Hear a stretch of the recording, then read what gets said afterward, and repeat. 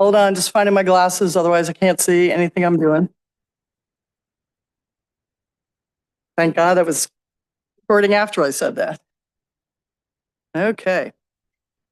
Yeah, no. Okay. I call to order this regular city council meeting of June 16th, 2025. All those are able, please stand for the Pledge of Allegiance.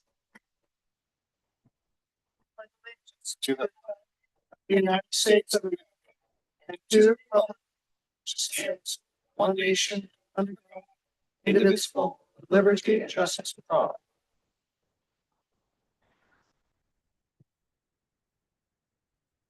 Madam City Clerk, may we have the roll call, please?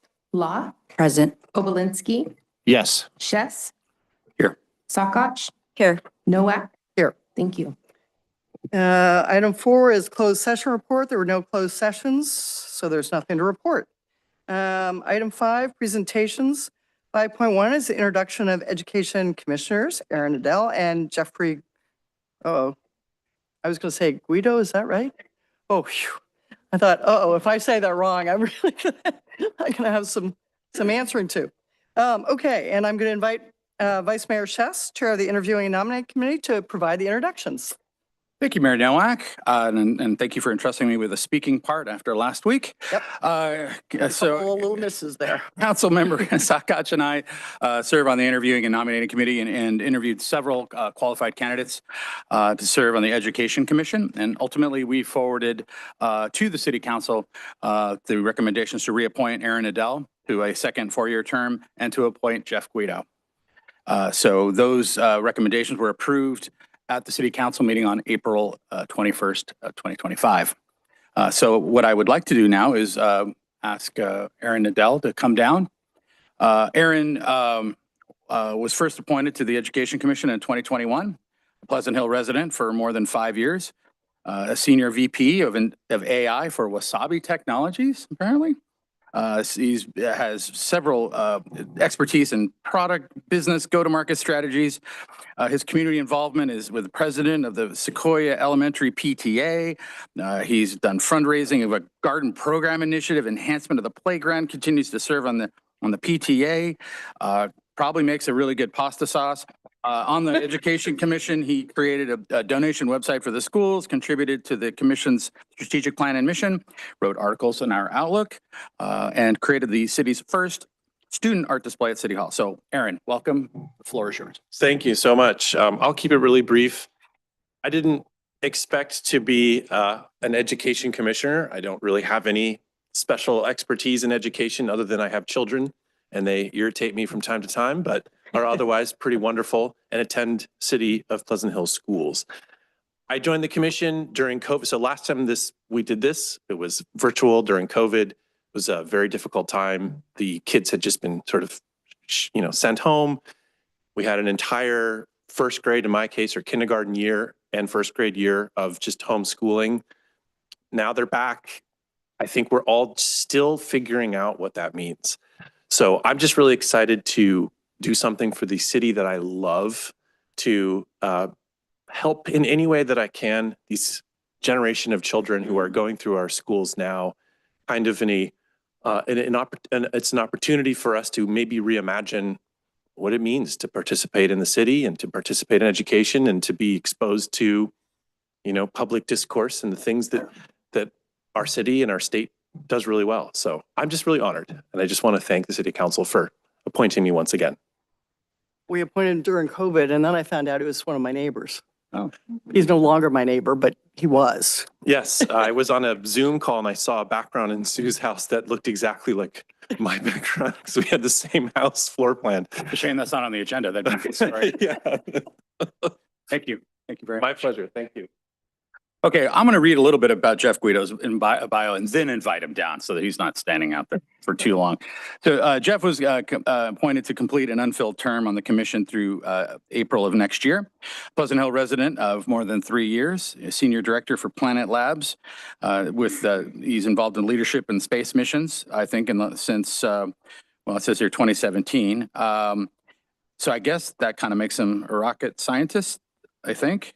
Simplified explanation of accomplishments includes development of software to operate imaging satellites, establishment of operations centers facilitating launch of satellites, and many other spacecraft-related activities throughout his career. So yes, a rocket scientist. Currently a reservist for the United States Air Force since 2016. Thank you for your service. He's a member of CERT, STEM activity leader for Girl Scouts since 2022. He's led many STEM sessions in partnership with the Pleasant Hill Library and College Park robotics teams, and has established a series of geocaching-oriented hikes in Contra Costa County and at Angel Island. So Jeff, welcome. Come on down. No using of any rocket science terms, though. So- Keep it right. simple for simple people. I won't, but thank you for the opportunity to fill this open and vacant seat. When I learned about this, I jumped right on the opportunity to do that, and things happened pretty quickly through the interviews and things like that. And I'm just very appreciative to be here. As both my spouse and I are kids of educators, and so 3 of the 4 grandparents that my children have are all educators. And so, we have a background in this, but also just as an individual and a citizen of this country, I feel that like being for a fair and just society, you need to have a strong education system and one that serves the community. And so, even though, you mentioned, sir, some of my service that I already have, wanting to continue to serve the community, even locally, and not just at the federal level as a reservist. So thank you for the opportunity. And I look forward to doing some great things with the Education Commission. Thank you. Thanks. Thank you. Okay. See if anybody can top that education background, rocket scientist, anybody? No? Well, Nope, not up here either, I don't think. But, oh yeah, that's right. Your daughter, my son. My son's a master's in mechanical engineering, and your daughter is just a whiz kid in engineering as well. So maybe they'll talk to you later. 5.2 is presentation from the Pleasant Hill Community Foundation. And Betty Cantrell is going to be speaking to us. You can lower that too, Betty. Now. Just Aaron's a bit of a giant. Nearly as tall as those young men. All right. We are really excited to be here tonight to acquaint those of you who are not familiar with the Pleasant Hill Community Foundation or may not be with what we do and what we're all about, but to reacquaint all others too.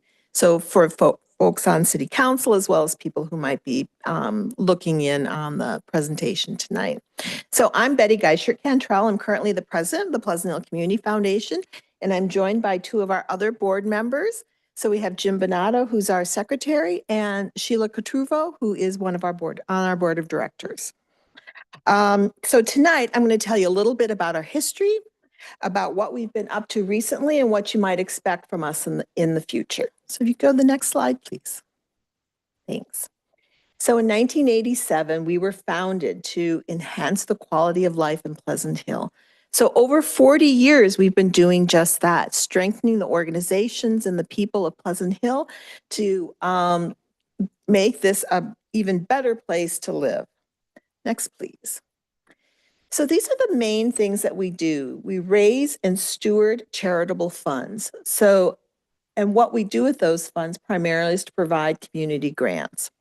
We support the city, school, community, and recreation initiatives that are happening in Pleasant Hill, oftentimes acting as the fiscal agent for those initiatives. And we also recognize civic leadership through our awards. Next, please. So the charitable funds that we receive come from primarily these sources. We do an annual fund appeal letter, so be looking for those come this fall, where we'll ask for folks' donations. We also are receiving legacy giving. So people are putting us in their wills, in life insurance policies, so that we can also receive donations. They may also set up with us endowed funds to support whatever is something special for them that is happening in Pleasant Hill. And you'll hear more about that later. And then donations. So donations that we receive through fundraisers, through community outreach, and through grants to us also. Next, please. So our community grants have impacted over 600 local youth healthcare and cultural organizations where we're able to meet their unique needs. So we've contributed over $600,000 to organizations to reach every corner of Pleasant Hill, from schools to arts, to civic organizations, to sports, to parks, all of those. Next, please. So these are the organizations that we have funded just most recently within the last month. So you can look through them all. PFLAG, We Care Services for Children, Inclusive Recreation, Middle School Sports Program, Valley Views PTA, the 4th of July Commission, Youth Homes. You can read all the rest. You can see the multitude of the organizations, the diversity of the programming, and so really are reaching to all parts of Pleasant Hill. Next, please. We have also, over the years, been involved in partnerships with different other organizations in the city, be they the library, with Rec and Park, who do the playground across the street, to here at City Hall, the tiles that you see on the grounds, the gazebo that's over there on the other side of the lake. We've also been involved in the renovation of the pool at the Pleasant Hill Education Center, which is up for renovation again. So by us being able to partner with other organizations, what that allows us is that people are able to get a tax deductible donation for what they're giving, and then we're able to provide those funds on to that organization. Next, please. I mentioned an endowed fund. Oliver Holmes was one of the founding members of the Pleasant Hill Community Foundation. He was also a long-term city council member and served as mayor several years. Ollie set up his family fund with the foundation, gave us a lump of money so that it could be invested and that we could give off the interest every year in stipends to recognize public employees. So this year, for the city of Pleasant Hill, we were able to recognize Sergeant Kevin Tillman, and for Rec and Park, we were able to recognize Kenny Guzman. We did these at our Celebrate Your Community event last month that I know several of you were in attendance at. And at that night, we were also able to honor Joe Tanner with the Cornerstone Award to recognize his philanthropy and commitment to the foundation. So with the funding that he's been able to steward himself, several $1,000s, tens of thousands of dollars to the foundation, then that we're able to give out to the community. So thank you for inviting us, for allowing us to be here. We will continue to work to build a better Pleasant Hill. You can expect to see us at community events. Excuse me. Just this last week, Jim and I and one of our other members were at Off the Grid, handing out coloring sheets with different scenes of projects that we funded across Pleasant Hill, as well as our little red sunglasses that we are giving to everyone that we can. We were a sponsor at Art, Wine, and Music. We'll be a sponsor again at Blues and Brews. And so what we can provide is if someone wants to give to Pleasant Hill, but they're not really sure where the need is, they can give to the foundation. We then will receive grant applications, so we'll be able to identify what the needs are in the community because they change over time, and we've seen that over time. So our next grant cycle will be October 1st. Organizations and nonprofit organizations as well as public organizations are welcome to apply for grants online. It's very simple on our website at www.phcommunityfoundation.org. We are an all-volunteer organization, so if anybody else would like to join us in the work that we're doing, we'd welcome other board members. It's real, people like you when you give them money. So of all the different volunteer activities I have done over the years, this is the one I stick with. It's very rewarding to continue to make our community a great place to live for our families and also, you know, again, people like you. And the people that we have on our board of directors are a great group of people. So I also gave you all some little flyers that you can have to get more information about us, but I'm happy to answer any questions you might have also. Any questions? What criteria do you use for choosing the organizations that receive awards? And do you often have more people apply than you can give grants to? We have been very fortunate. That's why Joe Tanner got the Cornerstone Award, that he was able, like I said, able to steward tens of thousands of dollars to us so that we really could give out more grants this last cycle, larger amounts. We gave out $900 to $3,000. The main criteria is that you need to serve the residents of Pleasant Hill. We did have 3 organizations apply this last grant cycle who were not serving specifically Pleasant Hill residents. And so they were not qualified. But other than that, we're pretty flexible, as long as you serve Pleasant Hill. Any other questions? Just a comment and a question. Great work that you're doing here, especially serving our community. The question that I do have is, are youth able to directly apply for grants, or does it go directly to organizations before that is dispersed? I guess I'm not clear what your question is. Individuals, or Yeah, you can mean- individuals apply for grant opportunities, or So we It's give just our grant, they have to go to other nonprofit organizations. So it has to go to an organization. There have been times like Eagle Scouts, their projects, but they're sponsored by an organization. And so we're able to give to an organization who then will work with that Eagle Scout for their project. But we don't give to individuals per se. thank you for that. Any questions? No? No? Great, thank you. Thanks, Betty. We'll go on to item 5.3, which is an update from the Contra Costa County Fire Protection District, and Assistant Chief Jeff Peter, already on his way up. Welcome. All right, I will raise this touch.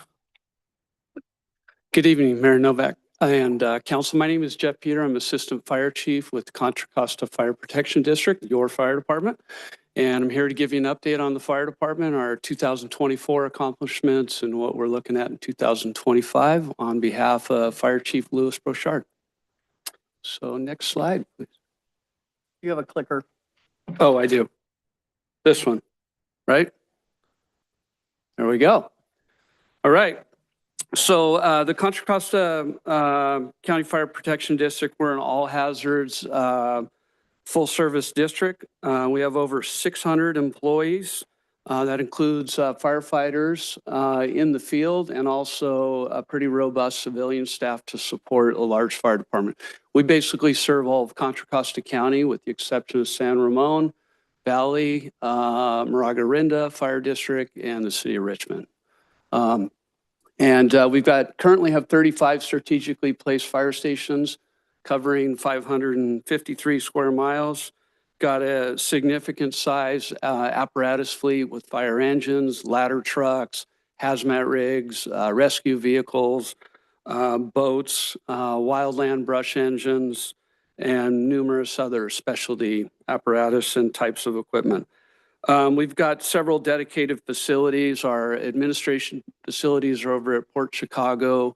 We're currently remodeling our Regional Fire Communications Center here on Geary Road. That's my baby, which isn't done yet. We've got 2 different training facilities and a wellness center out east in Pittsburgh.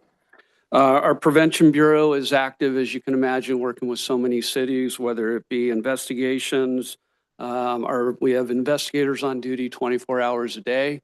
They're very active. They pretty much go to every single fire we have. Active in plan review, public education, and also code enforcement. We're now at a point where we have a paramedic or advanced life support provider on every single fire engine or ladder truck in the entire county, which is a huge benefit for medical emergencies. And then we participate in the National Urban Search and Rescue System, which is part of FEMA. And we have several folks, including myself, that are part of California Task Force 4, which is sponsored by the City of Oakland Fire Department. There's 28 national teams in the country. So we will loan out firefighters, use our specialists to go support hurricane activities on the East Coast, the Maui fires, the condo collapse in Miami, and most recently the LA wildfires, where we sent crews down to go help search for remains in the fire areas. We also have a state of California Office of Emergency Services, or OES, hazmat rig that's part of the fire district. So we will dispatch that rig to support other entities that may need help. And then again, we talked about, we have the Regional Fire and EMS Communications Center, and that's where we manage the 50 ambulances in our transport system. And we dispatch approximately 250,000 emergency incidents a year. And we take about 475,000 incoming 911 phone calls a year. So really busy center. Again, we dispatch for everybody except the city of Richmond and San Ramon Valley within the county. All right, in 2024, we completed Fire Academy 60, which included 13 new Contra Costa probationary firefighters and 4 firefighters that work for Moraga Orinda Fire District. We did a collaborative effort to help Moraga out and run one fire academy, better economies of scale, better training, and it's really expensive to run academies. Our academies are 20 weeks long, so really intensive. We purchased 2 new ladder trucks and 6 new fire engines. We continue to replace and upgrade our fleet, and those are expensive items. They are not cheap. Ladder truck's about $3 million fully outfitted, and a fire engine today is about $1.2 million. We have just we're brought in our contract helicopter. It's a Type 2 helicopter to support wildland fire suppression. Last year, we trialed the contract program for a couple months. This year, the copter went into service June 1, and we'll have it here until we're hopefully done with the bulk of the fire season threats. So most likely through late October, November. And that's positioned out east. And then we also, the entire organization completed DEI training. And we also launched a peer support canine program. You know, behavioral health in public safety, whether it be law or fire or emergency medical service, has become a really big issue.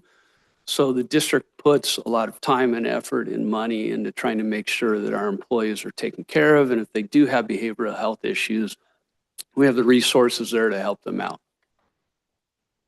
All right, looking ahead for 2025, we've actually, oh, you're clicking. Thank you. I forgot. I appreciate it. Fire Academy 61 actually just graduated a week ago. And so we have new probationary firefighters already working. And again, we did a collaborative effort with Rodeo's Hercules Fire Protection District and had one of their employees who on July 1st will be a Con Fire employee. So the next annexation is the Rodeo Hercules Fire Protection District, which is at two stations. And we've been planning that for the last 6 months after we knew we had the green light to make it happen. And that annexation goes into effect on July 1st. The benefit of all these annexations and our contracted services to the city of Pinole are that we get much better economies of scale. And there's so many activities that a fire department has to take care of between training and quality assurance and personnel issues, a dispatch center, fleet maintenance, that it's really tough for the real small cities or fire districts to do everything and do it right. And it just makes more sense to have a large fire department that's got more capacity.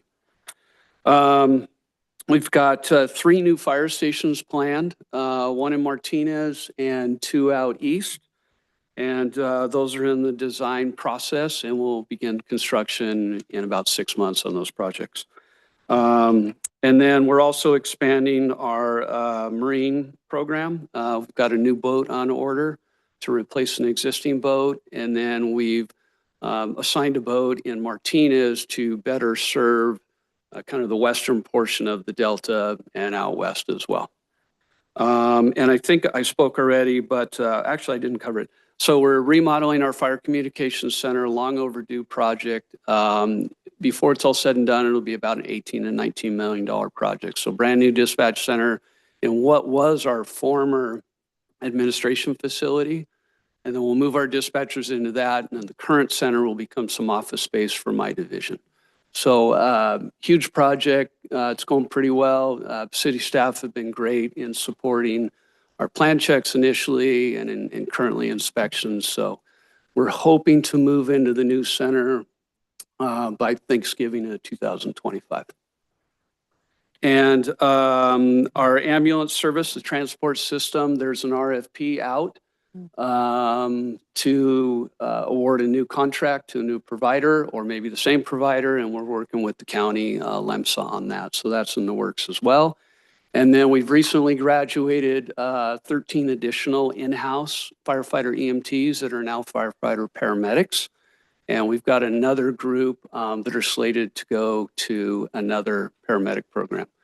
And we teamed up with local community college, and really a lot of fire departments across the state have done that. On the heels of COVID, most of the private paramedic programs and schools shut down and they couldn't. So there's a huge shortage of paramedics, not just in California, but nationwide. So a lot of departments have gotten creative on sending their own people to the classes. And it's about 9 months to become a paramedic. And then we have additional paramedics to support the communities. All right, next slide, thank you. All right, so here's some stats for the city of Pleasant Hill specifically. In 2024, there were 4,887 calls. Alarms totaled 312. Ambulance only calls were 653. Assist was 173. Fire other was 122.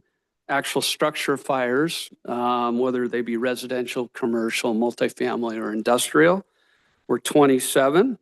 Fortunately, knock on wood, 0 vegetation fires for the city of Pleasant Hill. That's great news. And vehicle fires were 4. Hazardous calls were 170. Medical emergencies, 3,260. Rescue incidents were 33, and vehicle accidents, 131. And then 2 others that didn't fall in any of those categories. All right. From January 1 of 2025 to April 1, total of 1,000 calls. So tracking roughly the same numbers, a touch lower than the prior year. And there's the makeup of the calls, pretty similar percentages. And that it's consistent. We see that things are typically consistent on a percentage basis.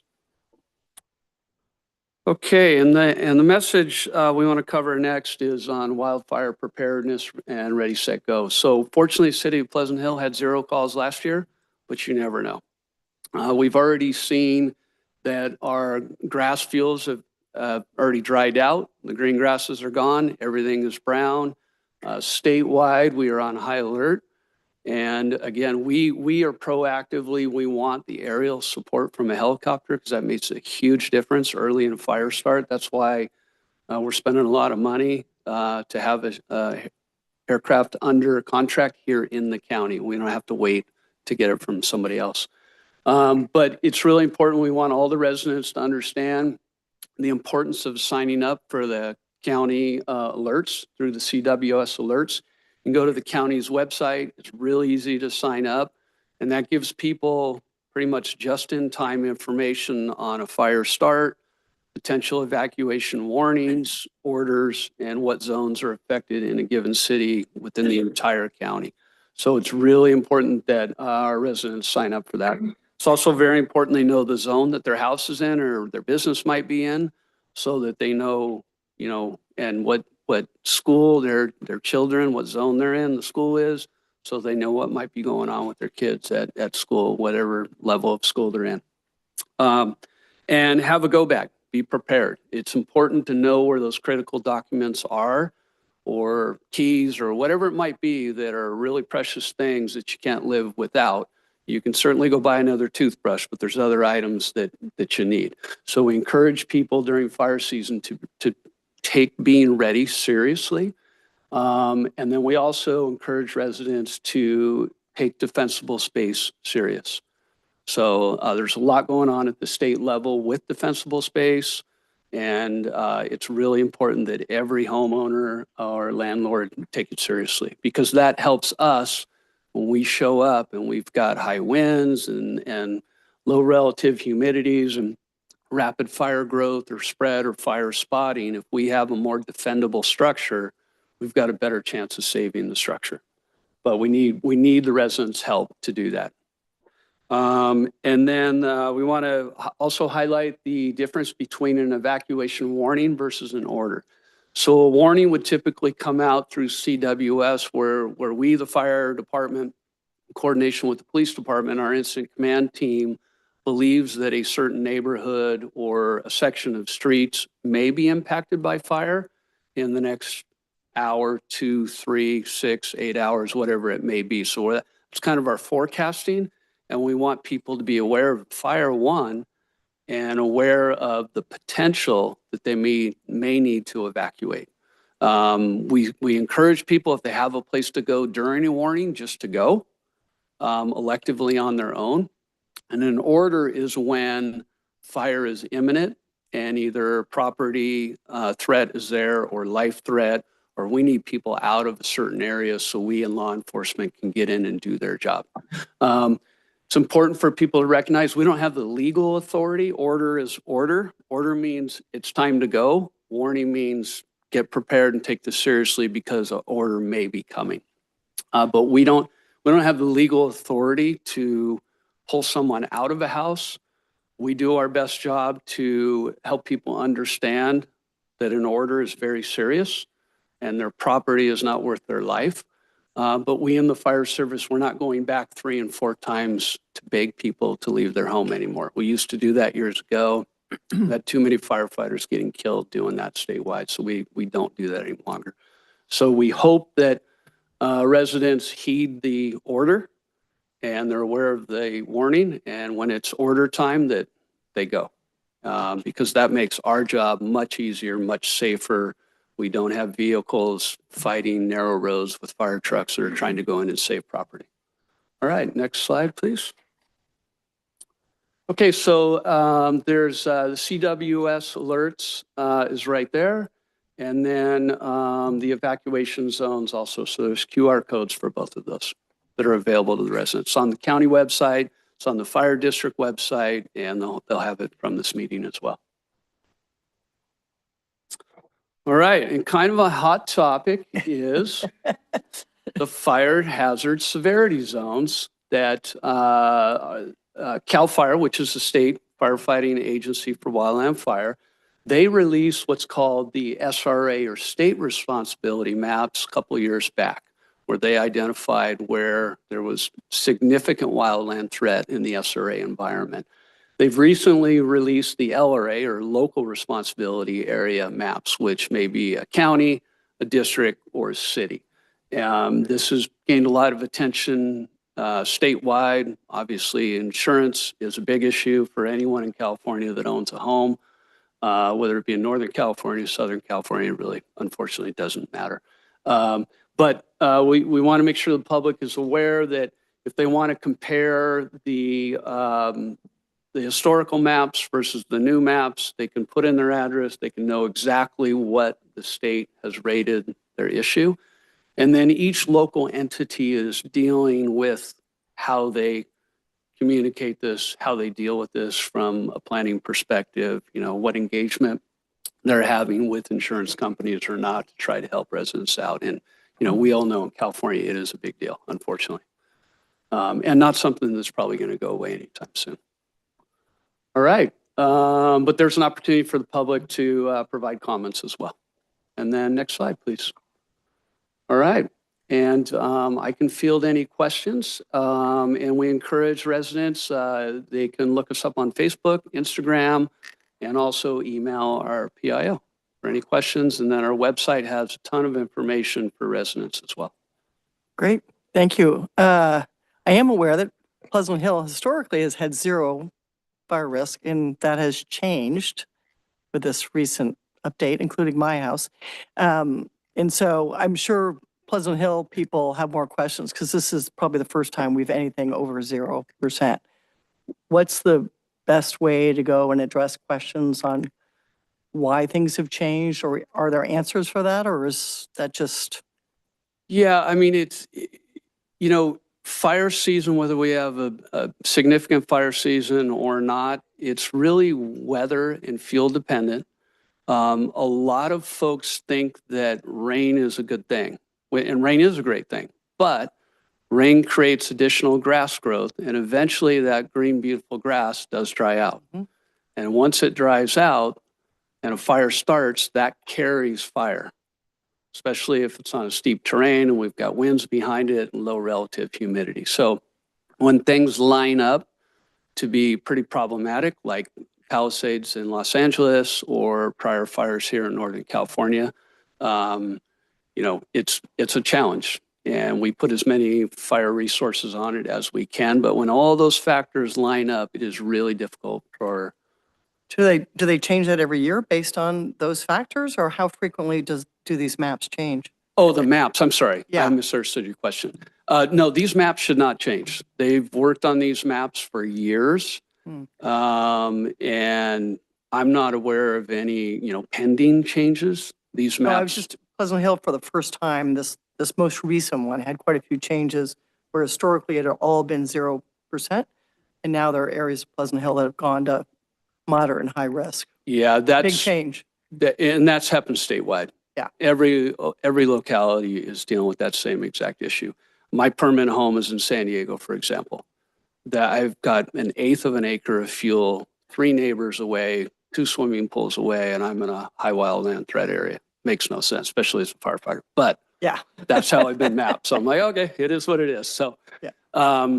But, you know, encourage the public to go on the website and look at it. But yeah, I don't see any significant changes coming anytime soon. That may change down the road. I mean, it could change if fuels were to decrease or defensible space efforts were to improve our potential to save structures, but I wouldn't bet on them changing anytime soon.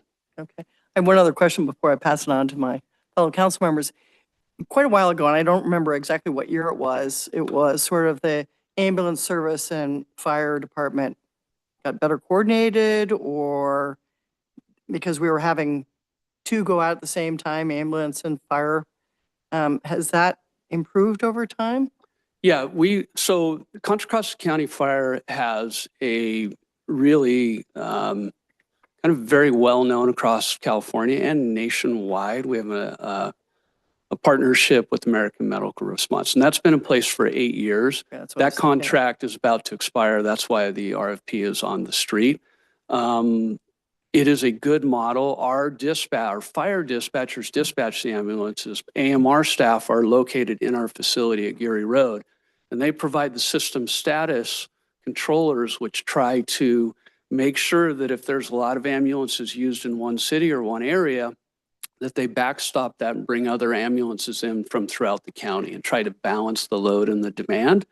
And we've worked with hospitals for offload times at emergency rooms, so we don't have ambulances waiting 2 and 3 and 4 hours to get a patient into an ER, because then an ambulance is not available. But yeah, the coordination is good. Our crews work routinely with all the paramedics or EMTs in the ambulances, and it's a really good transport program Great. and well respected throughout the country. Thank you. Any other council members who have questions? Zach? Yeah, hi. A couple questions for you. First one I had was, where are the locations of the firehouses that are opening in Martinez? Just curious. So Station 9 is currently on Pacheco Boulevard. Okay. There was an effort to rebuild that station at the airport, and that didn't work out due to several agencies having concerns.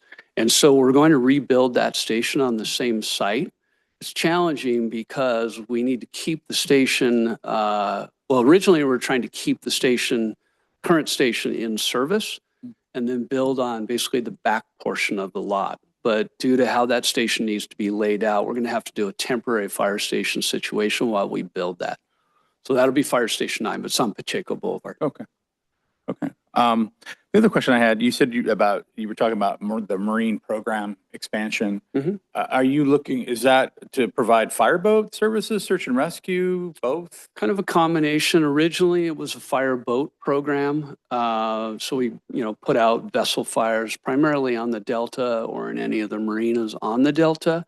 But we also do assist with rescues, drownings, capsized boats, et cetera. So we run quite a few rescues where we're actually pulling people out of the water and saving lives. And then we also have rigid inflatable boats. And so we have one of those located in Martinez for swiftwater rescues anywhere in the county, whether it be from a drainage canal or something where we've got more rapid moving water. We need a different type of boat. The standard fire boat is not a safe boat to use in a swiftwater environment. Okay. Thank you. Yeah, Amanda? This relates to the fire maps. Well, first of all, I wanted to say thank you for all the community outreach you do. I'm a teacher, and you guys come every year and do a demonstration of firefighters putting on fire masks to show little kids not to be afraid of them, which is really great. So my question about the fire maps is, I have a friend who lives in a high-risk area, and he's wondering if there's resources where people in his neighborhood could pool together to learn how to harden their homes against fire. I think he called it a FireWise community. How would he find out more information Yeah, about they that? can go to, number one, they can go to our website. There's FireWise community, FireWise organization information on our website. And then also FireWise has a website. And that's a great resource for helping people understand how you go about hardening a community, whether it's CWS alerts, defensible space, making sure your neighbor's aware, maybe you're on vacation and your neighbor can look after your home. So that's a great start. It is respected by the insurance companies. So if people are struggling with insurance, it helps a bit to be a FireWise community for sure. Other questions? Yeah, Andre? Hi. So I wanted to first tell you that I was able to go to your 61st graduation over at the Leisure Center. What an amazing experience. Just to see the families show up and the focus on the sacrifices the families had to make for those firefighters was impactful. And the trainers were top notch. It was a great experience. I think anybody should go to a firefighter graduation and see it. It's an amazing experience. But speaking of those firefighters who were up there, on your website, does it kind of give a synopsis, or is there a page for how to become a firefighter, or what it is that you need to do? What are the prerequisites for it? There's information on our website on the typical steps to become a firefighter. There's lots of information on the internet. On YouTube, my son's actually in San Diego trying to get hired. So there's a lot of great information out there. And residents or young folks are welcome to stop at any fire station, knock on the door and say, hey, I'm interested in being a firefighter. Awesome. And so we encourage that. We're always looking for good people young adults to bring on the department. And there's several different routes in. There's the 2 or the 4-year degree route. We now have a local government, it's called Local Government Hand Crew, which is another great route in. It's hard work, but it's a great opportunity for people to prove themselves and then get hired. There's the EMS or paramedic route where you can work on an ambulance for a while and then show interest in being a firefighter. So yeah, folks are welcome to knock on the door of a fire station, look on our website, make contact with anybody in the fire department. We're happy to help people. Thank you very much. I'm looking forward to Cycle 62 graduation. Yes. Just a quick question. So you mentioned earlier there's a wellness center that opened up in Pittsburgh. Could you talk a little bit more about that? Sure. So out at we call it our Training East facility, we have a wellness center built there. We have physical therapists on staff, not full-time, but they have scheduled hours where if we have people that have orthopedic issues, back injuries, and orthopedic issues are really common for firefighters. This is to- a wellness center for For firefighters, firefighters, right? Correct. Not for the Okay, yeah. public. It's for firefighters. And the whole goal is to keep our folks either physically or mentally healthy so we can serve the public and hopefully drive down, workers' comp exposure and expenses. Because when our firefighters are hurt, we have to backfill with overtime. Same thing with law enforcement. Workers' comp can get very expensive. So the approach has been to be more proactive to try to help people so that we get them back to work sooner if they do get hurt and they're off, or ideally if they've got a kink here and there or an orthopedic issue, we can get them some treatment and correct some issues before they do need to go off work. And then also cancer prevention is a huge, the cancer rates in firefighters are 10 times the average citizen. So we do an annual wellness exam for all of our employees. And that includes cancer screening, blood draws, cardiac assessments, strength, flexibility, all sorts of things to try to keep our personnel healthier. That's great. I really appreciate that. A lot of times people don't think about wellness for employees in that respect, where you have a separate program or a separate department to actually work on those things to help people get better as they get injured and then be able to move forward and come back into their work environment at the same time.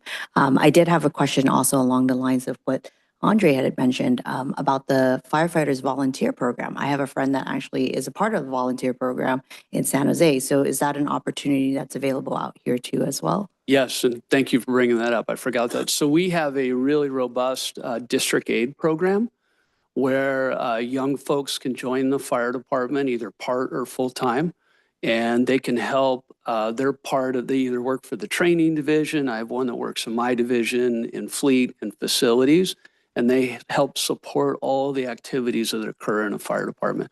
So it's a great opportunity for them to learn all the behind the scenes work that goes on to put a shiny fire engine or shiny fire truck on the street.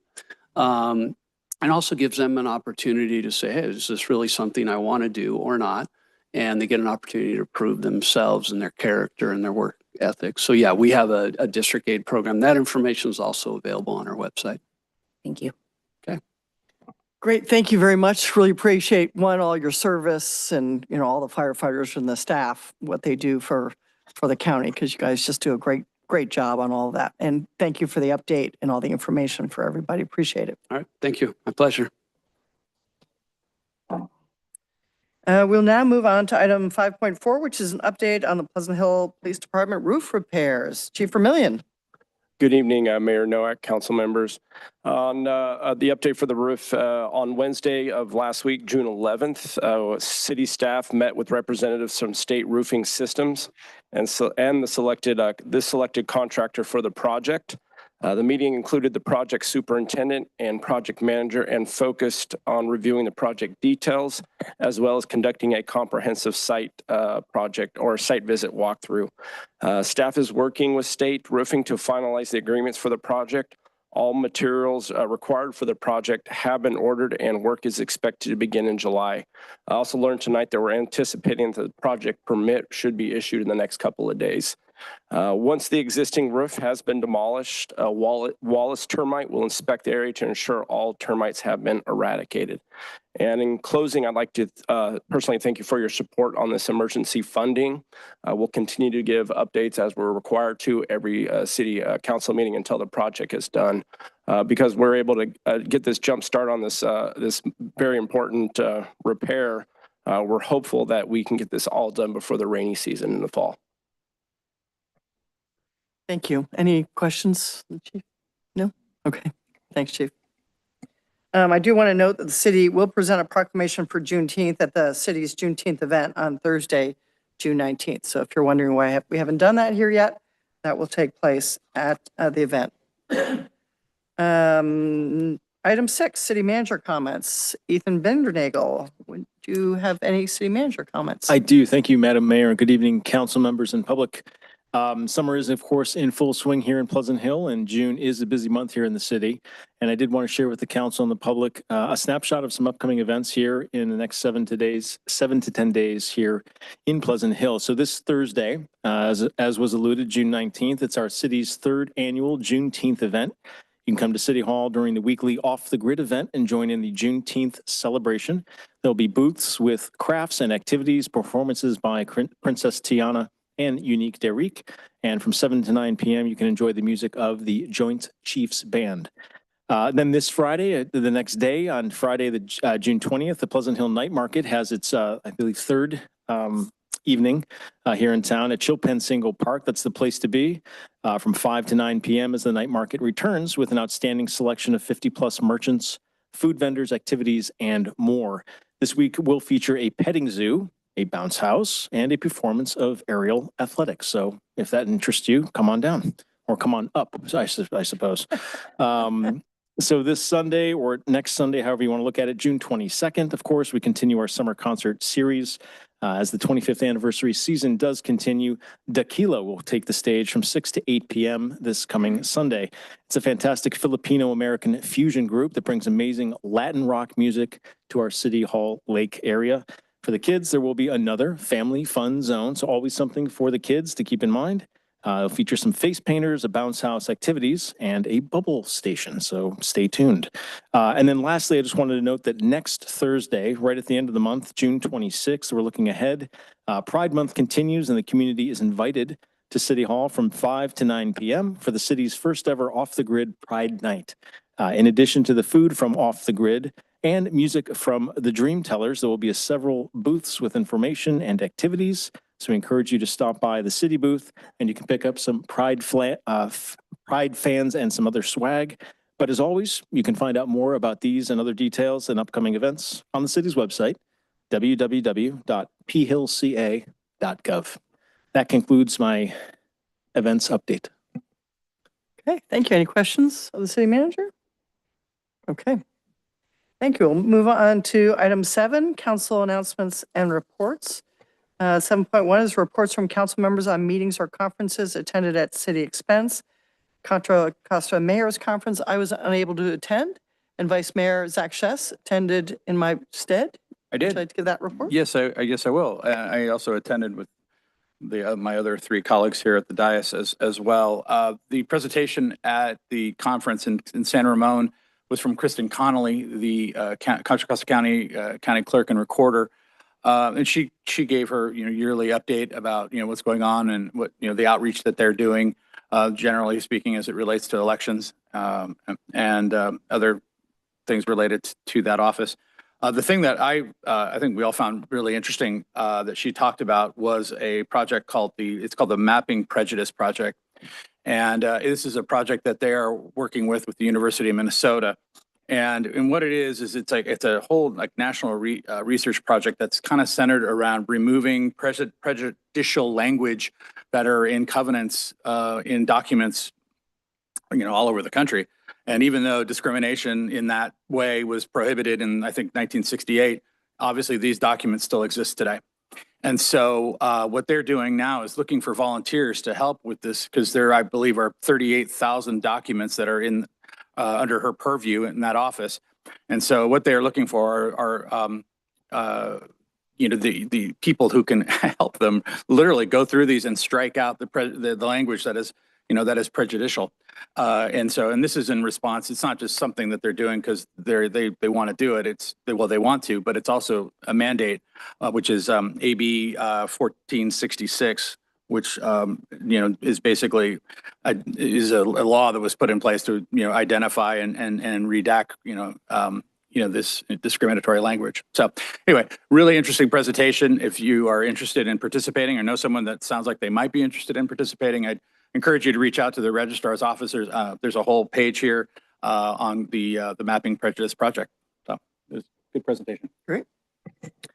Anybody else want to comment about the mayor's conference? Okay. We'll go to other meetings attended at city expense. Any other meetings at city expense? Yep. Andre? So I attended the Chamber Government Affairs meeting from Cal Chamber. They were there talking about the different bills, and Supervisor Carlson was also there, and we discussed bills that could affect the local economy and jobs. We're also bringing awareness, more of the supervisor and myself, about the loss of the Valero and consequences losing capacity of that refinery. So they're going to look into that at the Cal Chamber side. I also attended the chamber mixer at Zachary's with the vice mayor. So you've skipped on to announcements. Oh, I'm sorry. No, this was, Keep going. well, this was chamber stuff, so. Really? That's But back and all right, forth. we'll Okay. just skip on because I don't Skip think on. anybody else has got any other city expenses. So we'll move on to it now. Announcements, okay. Oh, yeah, yeah. Just for fun. Okay. So I get to make mistakes today. Yeah. Everybody. gets to. So I attended the chamber mixer at Zachary's with the vice mayor. The membership is growing and attendance is up. They're having great success with the young professionals and professional women's network. You can find more info on these groups and events at the chamber website. Would you like me to continue on? Just continue on. Yeah, Sure, finish I'll up. just continue on. I also attended with my son, who just left, the Water Polo Junior Olympics qualification tournament, and all of our local teams qualified. With 35 teams and 18 spots, it was great to see Diablo Lions, 680 Drivers, Lamo, and CCU all send teams to represent our region in the National Irvine Tournament next month. So that's what I got. We will move on to anybody else's announcements. Well, Well, first off, I want to take this time to acknowledge that our community is deeply saddened, upset, fearful, and concerned about the federal immigration actions that have taken place. And as a daughter of refugee parents who were forced to leave their own country due to war and leave everything behind, their business, their loved ones, and their home. My parents had to work multiple jobs, endure hardships, and learn to navigate a system where they didn't speak the language so they could build a new life. Immigrants and refugees are not criminals. They are people, brave, resilient, and full of hope. What's happening right now with ICE raids is heartbreaking and wrong. No family should have to live in fear simply for seeking a better life. I find what is happening in our community unconscionable. If you live, work, or go to school in Contra Costa County and need a free immigration legal consultation, or if you witness ICE activity, please contact Stand Together Contra Costa at 925-900-5151. Stand Together Contra Costa is a rapid response and immigration legal services organization in Contra Costa County. Now, on a lighter note and more uplifting subject, I want to mention that the East Bay Artists Guild is hosting a art exhibition at the Pleasant Hill Senior Center from June 14th to August 16th. This season's theme is flowers, so feel free to stop by and check out the local art. Also, I will be hosting a recess break on July 18th at Rooted Coffee here in Pleasant Hill from 12 to 1:30 for the community to ask questions about our local government or provide ideas or concerns you may have. So if you want more details, please feel free to follow my Instagram page at BELLELA.D1. And I hope to see you all there. Thanks. Amanda? Thank you. So I participated in a large gathering this weekend to Bell's point about, Councilmember Law's point about fighting, the immigration sweeps that are happening in our neighborhood. There was a No King's Day rally in support of defending our democracy that myself and Councilmember Obolinski and several other speakers participated in. I also participated in a clergy roundtable. There's a Pleasant Hill, a group of Pleasant Hill, and also Walnut Creek faith leaders answered their questions about different things happening in the city. And then the last thing I participated in was a League of Cities community roundtable about balancing council work with work and family commitments. And that was on Zoom, and it was great to trade ideas with people across the state. Yeah. Zach? All my events have been mentioned already. Oh. Yes, thank you. Thank you. Okay, I will start with some events and then I'm just going to read out the message I posted on social media regarding the immigration issues when I'm done. So I attended, I was unable to attend the mayor's conference because I was attending a transportation gala, awards gala, which was honoring specifically Federal Glover, and sadly he passed before he could attend that event. So I had served, I've served with him on MTC and CCTA for a number of years, and so it was important for me to attend that award ceremony. I gave the commencement address for Carrington College graduates, 140 graduates. It's expanded dramatically since the last time I spoke at their commencement. So we had to hold it in the Lesher Center instead of the community center. So that was really great to see because I think more than half of that class was first time college graduates from their families, and the support and the excitement from that group was just tremendous. So that was really quite an honor to give that speech. Met with Rachel Zenner, who's the new district director for State Senator Tim Grayson. I met with her just to talk about issues and opportunities within Pleasant Hill. So that was good to get to know her for future contact. And quite a few of us were at the concert in the park as well, but I'm the only one announcing that one. So anyway, I will go on to read this message along the lines of some of my fellow members. And I was unable to attend any of the rallies. I had scheduled time to play golf with my son on Father's Day, which is really wrong. But anyway, he's in Reno. So I was in Reno playing golf. So pardon me, but I haven't seen him since March. So that was what I did instead, sadly. Anyway, this is the message that was published. The city of Pleasant Hill has long endeavored to be a welcoming place where people of all ages, races, religions, and orientations could feel that they belong. As we have done all along, Pleasant Hill stands with our immigrant communities. We recognize that many in our community are concerned and afraid following the federal immigration actions in our region and across the country. We want all our community to know that Pleasant Hill's commitment to all our residents remains resolute. City services are available to all regardless of immigration status. The city operates within our legal authority with a focus on community trust and public safety, not immigration enforcement. Diversity is a source of strength for our community, and having those with different perspectives allows us to grow both as people and as a city. We will continue to be committed to dignity, fairness, and access for all. We also support your right to express concern through peaceful protest. In times like these, showing up for each other in voice, in action, and care is how we move forward. Pleasant Hill is and always will be a place for everyone. And then there's a list of resources below that. So you can go on to the city Facebook page or any of the city resources to find the details of where people can get help. Anyway, with that, I will close our announcements and we will move on to public comment. The public is welcome at this time to address the city council on items on the consent calendar or other items not listed on the agenda but within the council's jurisdiction. Comments are limited to 2 minutes per speaker. You may provide comments by giving a speaker card to Leon at the dais. And Madam Clerk, do we have any speaker cards? No public comment cards. Okay, sure. Come on. If you have a speaker card, yep, you can give it to, or you can just give it to me and so I can read it out. Because she's just, yeah, well, that's all I gotta call you out and just say you're here to speak. And, oh, stay up here. Since you're the only one, it looks like I've only got one. So you can introduce yourself and go on with your 2 minutes. Okay, so I'm Gene Larkin. I've been a resident of Pleasant Hill for 47 years. I've lived at the same place for 45 years.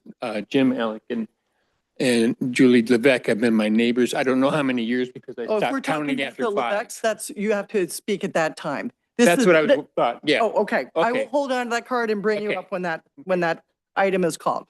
Sorry for the confusion. That was my fault. I apologize. That's my error for the night. So we'll go on from there.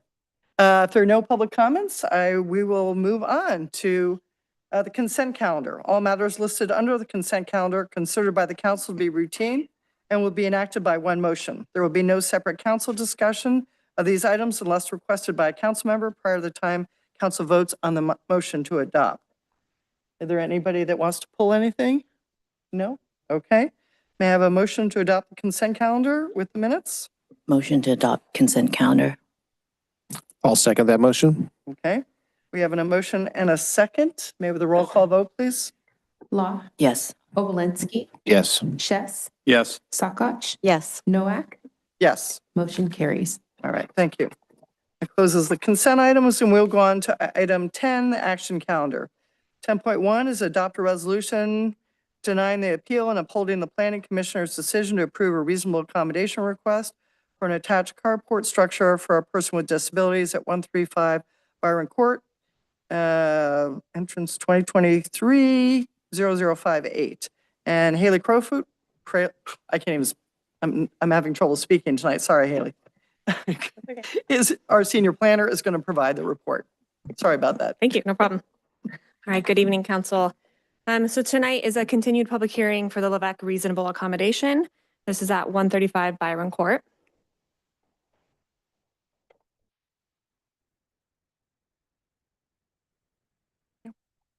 So just to refresh the council's memory, this project scope is a reasonable accommodation to legalize an unpermitted carport structure. The structure is highlighted here on this image, located on the western side yard of a single-family home. The reasonable accommodation includes 3 different requests. The first one is to allow this carport to encroach into the minimum 5-foot side yard setback. The second request is for a reduction in the 15-foot aggregate setback, which is a total of both side yards for a property. And then what's new tonight for the council is a third request as part of the scope to exceed the 30% maximum lot coverage requirement. And I'll go into a little more detail of what that means. Here are some images of the carport structure. It is located, as I mentioned, down that side yard of the property, accessed via this driveway. And then here's just an image of what that looks like, the carport. And then the project timeline to date. So the carport itself was constructed between October and November of 2023, built without permits and brought to the city's attention. The applicants then filed a reasonable accommodation application in November, and between November and June of 2024, worked with staff to complete the application, provide all the information necessary. And at that time, the applicants had agreed to modify a portion of the roof to comply with lot coverage, which is why that was not an original request.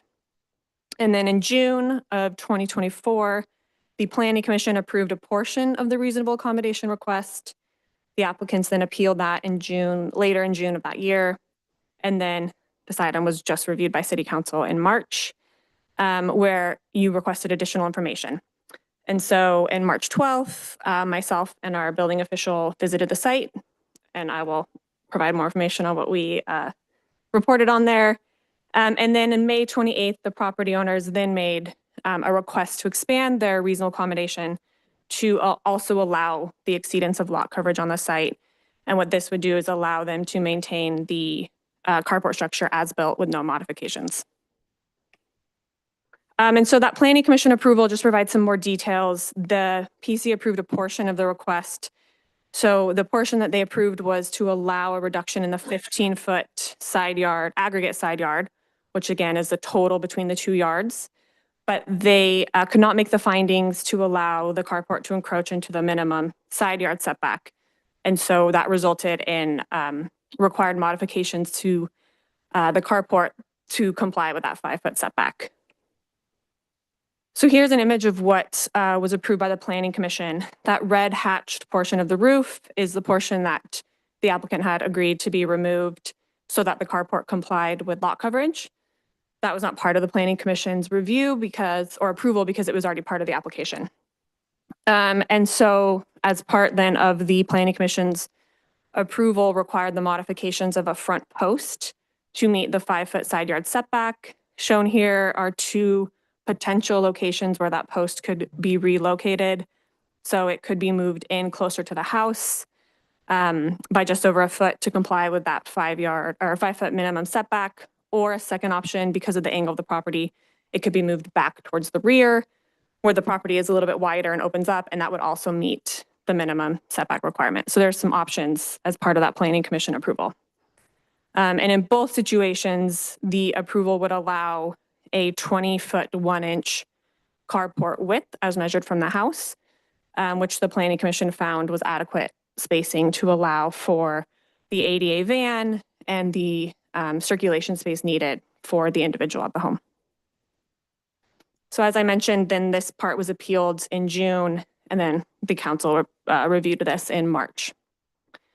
And so based on the direction we received from you at our last hearing, myself and our building official went out to the site. Here are some updated photos of the carport structure.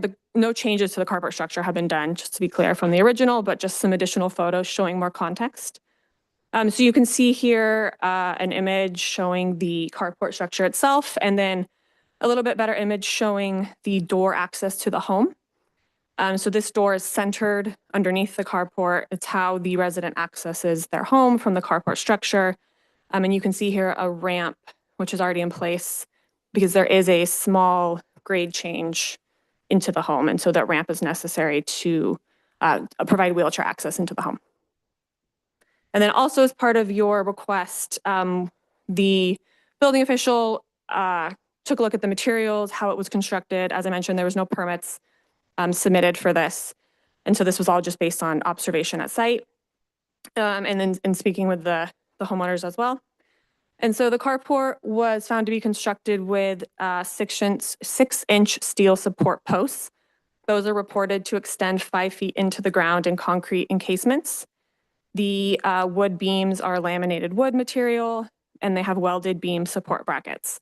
And so the use of these design choices and material choices does require a formal engineer's signature on a permit and on the plans, and would also require more costs involved to not only to construct originally, but then to modify. The other piece that council asked staff to look at was just to provide a little bit more clarity on what exactly is required, how much space exactly is required under this carport. And so I've taken here an image of what planning commission approved. So you can still see the roof has been modified in this diagram, and then the 2 red squares in that kind of upper corner are the potential relocation for the posts that would comply with setbacks. And you can see here that as reported by the applicant, they require a 3-foot wide ramp from their home to meet that grade change. And then a 5-foot wide kind of just general circulation area for the wheelchair. And then a 12-foot wide vehicle parking space. And that allows, this is an ADA van with the ramp extended to allow then the individual to exit the home, use the ramp, circulate in that 5-foot space to then use the ramp to get into the van. And so you can see here that it all fits within the planning commission's approved design. And then this particular design would just require the reasonable accommodation for the aggregate setback. So then, as I mentioned, the applicant has extended or expanded their request to also include lot coverage. And so this is just a diagram of the carport as designed today. And so the applicant is requesting to maintain not only the posts, but also the roof as built today. And so that requires exceedance of our lot coverage for the site. And so I've kind of just done a comparison here. The planning commission approved carport is on the left, and you can see here that it would add 446 square feet of coverage to the site, resulting in a total for the entire site of 29.5%. The maximum for this site is 30%. And then if you look at the proposed carport, which is just as built today, that adds about 554 square feet of coverage and exceeds the total lot coverage by 0.4% for 30.4%. And so in conclusion, just to kind of reiterate again what the planning commission found, that the non-conforming northeastern post could be relocated to meet that 5-foot setback. the Planning Commission was able to make the findings to reduce the aggregate setback on the site from 15 feet to 12 foot 9 inches to accommodate the adequate space needed for that carport and to allow the circulation area. And then staff has added that the additional request to exceed lot coverage is also not necessary, as shown here, to accommodate the space needed for the disabled individual, because the project already has adequate weather protection without needing to exceed lot coverage. And so tonight, staff's recommendation is that the council adopt the resolution to deny the appeal and the expanded request to increase the allowable lot coverage on the site and uphold the Planning Commission's decision. I'm here if you have any questions, and I do know the applicant team is here as well. Okay. Any questions of Haley? Go ahead. Zach? You mentioned the Mhm. Does the ADA govern particular measurements here? These measurements are from ADA, but ADA does not apply to single-family residential. So we're using them kind of as a guideline here, but they don't apply to single-family. Oh, okay. But commercial, multifamily, but just not single family. Correct. And also we're using that just for the spacing dimensions. ADA doesn't govern coverage, covered parking. So that's just to dictate the 12-foot wide parking space and then the 5-foot circulation area. Sorry, my mic wasn't on. My question was, is ADA regulate that? Yeah. You provided your answer, but I just want to make sure Sure, yeah. everyone else That's a heard. question. You got the answer before the question. Yeah, Andre? So just, you went out there, thank you for going in and doing the site look. So you were talking about engineering. So from my understanding, from what you're talking about is even regardless of whatever happens here today, they still have to get this permitted and go through engineering with whatever iteration of the project that moves forward, correct? Yeah, correct. If everything is, if there's no modifications required, they still need to get a building permit.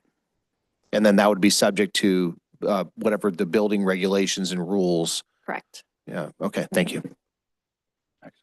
Our chief building official is here in the crowd as well. If we have questions for him or Troy Fujimoto, who's our chief planner as well, if we have questions for them as well. Yeah. Did you have another question? Yeah, just real quick. With the two post options that are there, does the city make a recommendation on that, or does the chief building inspector, or is it just like, here are just a couple options for you to pursue? From a planning standpoint, these are just two options that meet the setback standard. I mean, the post could obviously even be located further back if that was easier from a structural standpoint. And then I think, depending on how the building permit process goes, maybe one of these options would be more structurally sound or make it an easier modification. That would be something that our building department would look at. Yeah, that would be at that time. Okay, thank you. Amanda? I have a question. How many times in recent years have you reviewed a carport for a disabled person? Is this something like the first time, or has this happened in the past? To my knowledge, in the last at least 3+ years, this is the first one. Troy can probably speak to longer than that if you want to go back further, but I don't think very often. We had one that was a garage, right? That was, yeah, sort of. Yeah. I just remember one. Yeah, there was one other one that was a carport, but the request was related to a workout room that was attached to the carport. So that was within the past 2-3 years. Yeah. Okay, thank you. And then this might be a question for Jeff. I'm just wondering if it was your view that the carport was structurally sound, or if you were able to make that determination, and if you have any concerns about safety or access by emergency vehicles.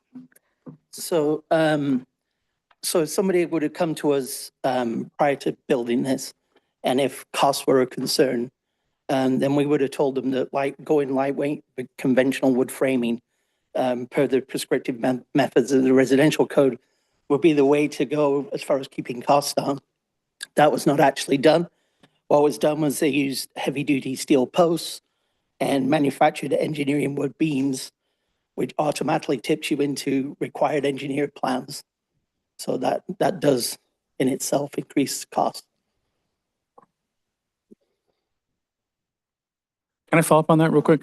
So just, again, so because it becomes steel, is that because it incorporates the foundation more? Right. And that's why? Right. Because if it was wood, it would just sit right there with like a Well, post base or something, right? And it would, So, yeah, if you follow if you're following the prescriptive methods that are laid out in the residential code, Yeah. then you just follow what's in the code book. When you go to steel posts and engineered wood beams, then it goes into engineered required within the code. thank you. Andrea? While you're up here, sorry, thank you. No, Had this been, had the homeowner filed a permit Right. prior to building this structure, would this structure have been built in its current state? our recommendation would be to build it of lightweight wood construction if you wanted to keep the cost down. Yes, thank you. That was not followed. Any other? Only quick question, because it's okay.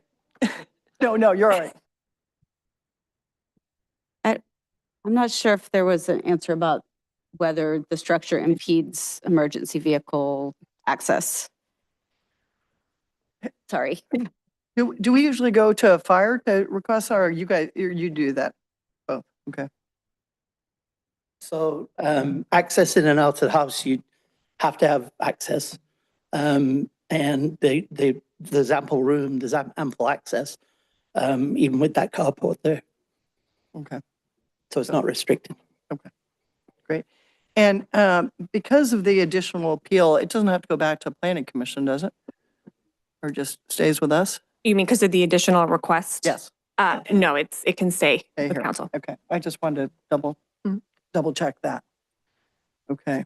We'll now have public comment. Eugene, you're up again.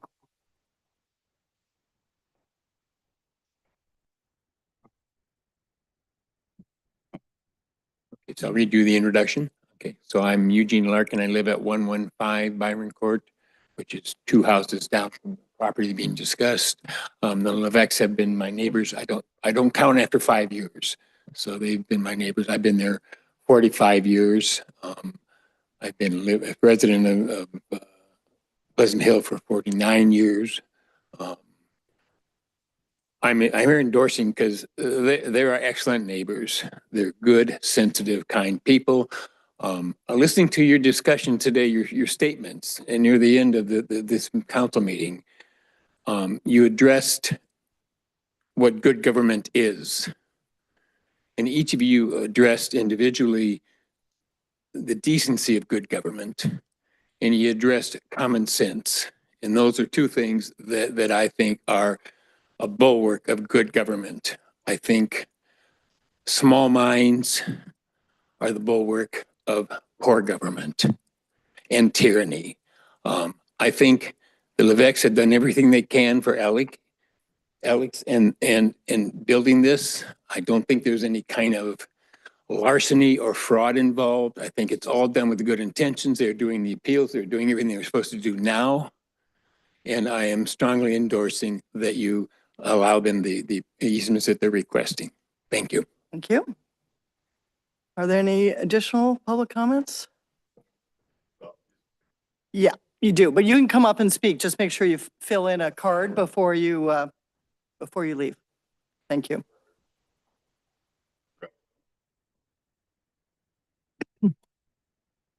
There, yeah, right there, sorry.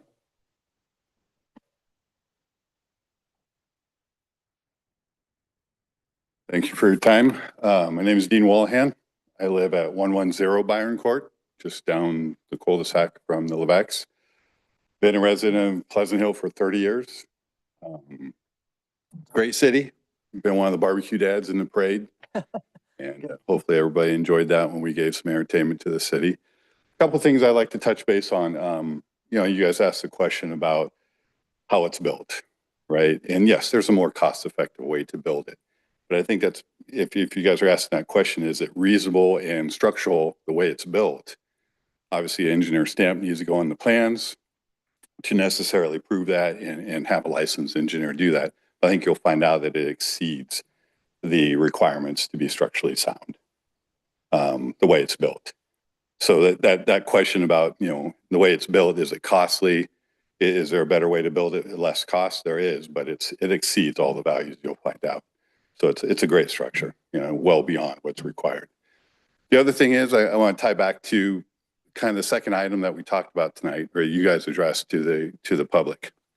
And that was the community foundation. I saw their motto or their goal on the screen saying, enhancing the lives of our residents. I want to tie back to that a little bit, right? And yeah, Alex, you guys don't know him, but you can see him back there. And help me here, because I'm a little bit emotional about this. He's the most positive person I've ever met. If you guys get a chance to meet him, it's great, right? Going off of kind of your feelings tonight, what you presented, right? It's home, right? He doesn't have the ability to move like we do and the freedom of movement like us. And I think I would ask you guys to be reasonable, to take that enhancing the life of your residents of your city into account when you analyze this situation. Thank you. Thank you. Any additional public comments? Okay. I will bring it back to the dais for discussion. I will start off by saying, I appreciate everybody's comments and this being a great community and welcoming community and a kind community. You know, one of the issues we have to deal with is we have to take the emotion out of it, because we can't have, you know, set rules and then people just changing rules because they need it or they want it. So we have to look at this in both aspects. The reasonable accommodation is why it's there, but we also have to look, we can't have everybody changing our guidelines around the city because the city was built based on those. And so I just want to, it's nothing malicious, it's nothing personal, but we have to look at that as well. So we have to balance those two things out. Not that it's not important for us to consider. I just want to explain what we'll be discussing because we have to take that seriously. So I just want to lay that out there initially for everybody to understand. So with that, I'll open up to comments from the dais. Andre?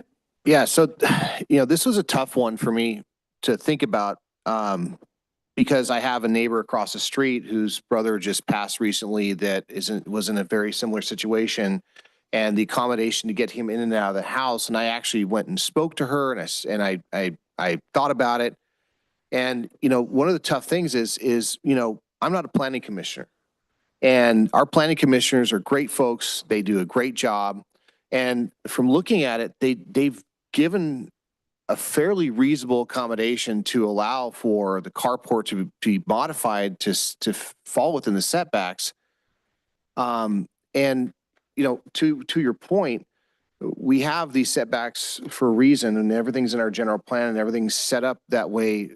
And the rules are there and are as guidelines. And I'm really torn on this one, but I'm leaning towards, siding with our planning commission. They did their due diligence, did a lot of work to try and work through this. Bill?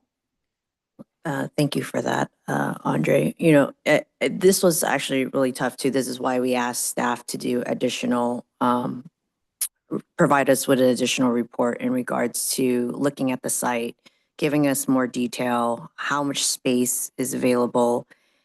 And in looking at the photos that was presented from our staff, there does seem to be enough space, but I also want to say there are no two situations that are the same.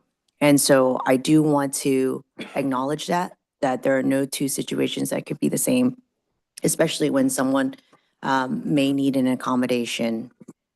And so when I think about this, I'm still thinking about why, you know, we're really stuck on the 29 point, what is it, 4% in comparison to the 20 was it 29.5% and then the 30.4%. I do hear that the Planning Commission did at least meet halfway in regards to being able to provide a reasonable accommodation. And so in looking at the information that's been provided before us with reasonable accommodation guidelines, I think staff did a great job in providing the information, but at the same time, I do want to say that there are no two situations that can be the same. And so it was a tough one for me too. If I may, Yeah, I just wanted to go over the findings that we have to make. Is that what you were going to do? Yeah. I understand, I believe that the applicant would like time to speak and they did not understand Okay. that they needed to say Oh, something. okay. Sure. Is We'll- that correct? We'll stop discussing, and if the appellant wants to speak.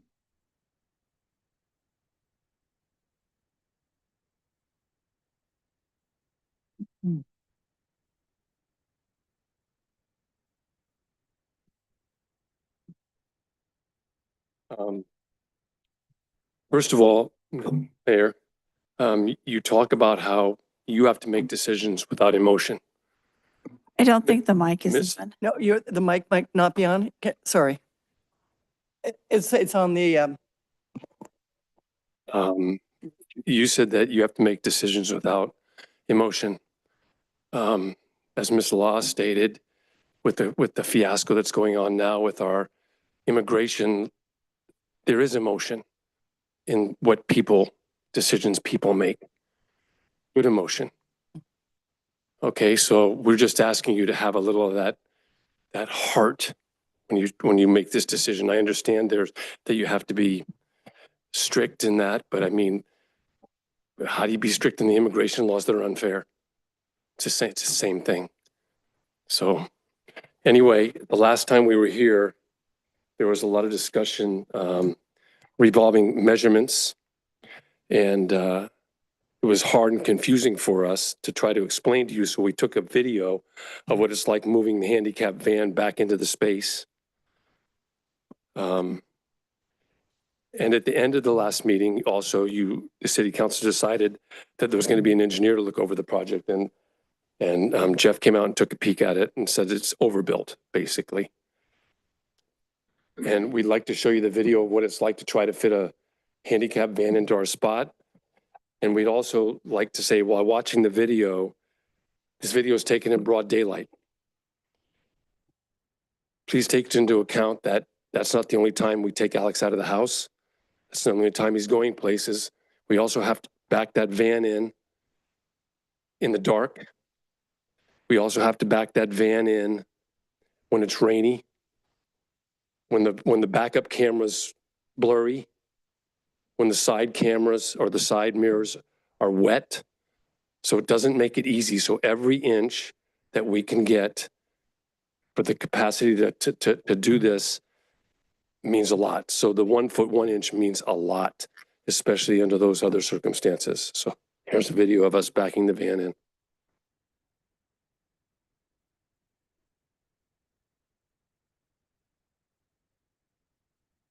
You can see that on the right-hand side there's a concrete barrier that you have to keep the front of the van away from.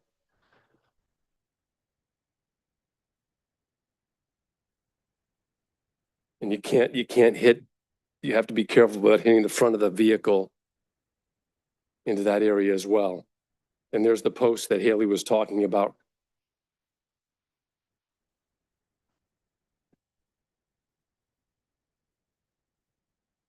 And there's the clearance that we now have existing.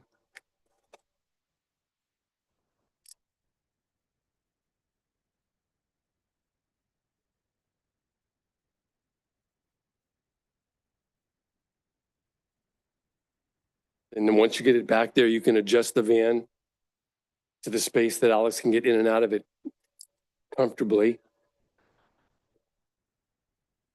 And you can see that if you try to keep it in the space where the driver can get out of the vehicle as well without being wet. Do the next.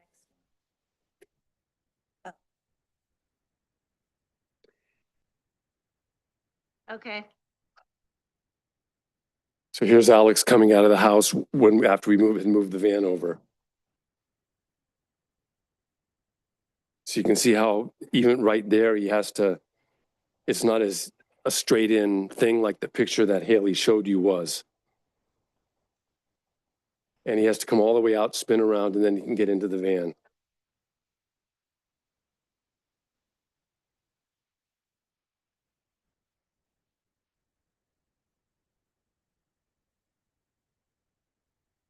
And this is the van coming back out.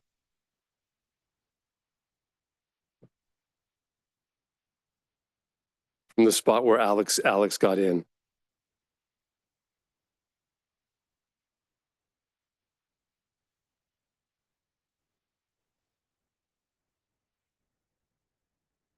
So as you can see, it's not as cut and dried as the pictures that Haley and Jeff showed you are. To move the post, the 1 foot 1 inch further in makes it more difficult to get the van in and out, as you can see, especially at night or in inclement weather. To move the post back, you'd have to move the post back. This was why the engineer was going to come the last time. You'd have to move the post back to keep the same width. You'd have to move the post back about 2.5 to 3 feet. But then the depth of the structure would no longer fit the van.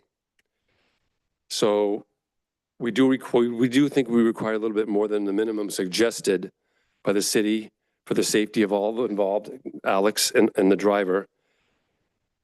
And when you walk into the city planning commission, there's a plaque. And the plaque says that they're more than happy to make reasonable accommodations for our disabled community. We're asking the city for a 1 foot, 1 inch setback accommodation and a 0.4 lot coverage accommodation.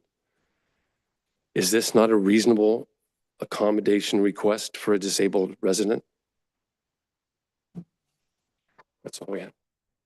I'd like to add, you know, it looks good on paper. You can print out the diagrams and, you know, it looks like, yeah, you could move your wheelchair right to there and you can get on that ramp right there. But in real life, it's not like that. It's a constant battle, no matter what we're doing. It's even just once you get into the van, you know, strapping everything down and making sure, you know, are you really sure everything's correct? No, not always. You know, you're kind of a lot of times just going on a whim, but also we need a little bit more than your minimum suggestions. We'd like to be able to comfortably be able to get him in and out, get ourselves in and out, get that van in and out of a very, very tight angled spot. And I just can't imagine that this is something that would not be granted. I can't imagine that this is unreasonable. We feel this is such a reasonable request. We're kind of baffled, to be honest with you. You know, this is our third time here. Hopefully third time's a charm, but I just wanted to say that, you know, dealing with real life situations is very different than looking at a diagram on paper. Thank you. Okay, we'll go back to comments. Amanda? Yeah. So I think anytime someone doesn't get a permit, it does create the concern that you're setting a precedent, encouraging other non-permitted dwellings. But the reason I asked Troy how many times we've had this situation is I think this is not something we're going to see again, or not for a long time. A disabled individual requiring a carport at this cul-de-sac at this angle. I mean, it's a very unique situation. I understand the city's reasons for wanting to maintain the setbacks. I think everyone's operating in good faith. We heard from Jeff Simmons that, you know, appears to be a structurally sound. And in any case, it's not our purview to just, you know, see if it's, or to judge from looking at the pictures if it's structurally sound. It'll go through the permitting process. And as we were told last time, it will be removed should they move or the circumstances should change. So I want to harken back to our inclusionary program in 2021. Pleasant Hill created the Diversity Commission, and they invited residents to take a pledge called You Belong Here.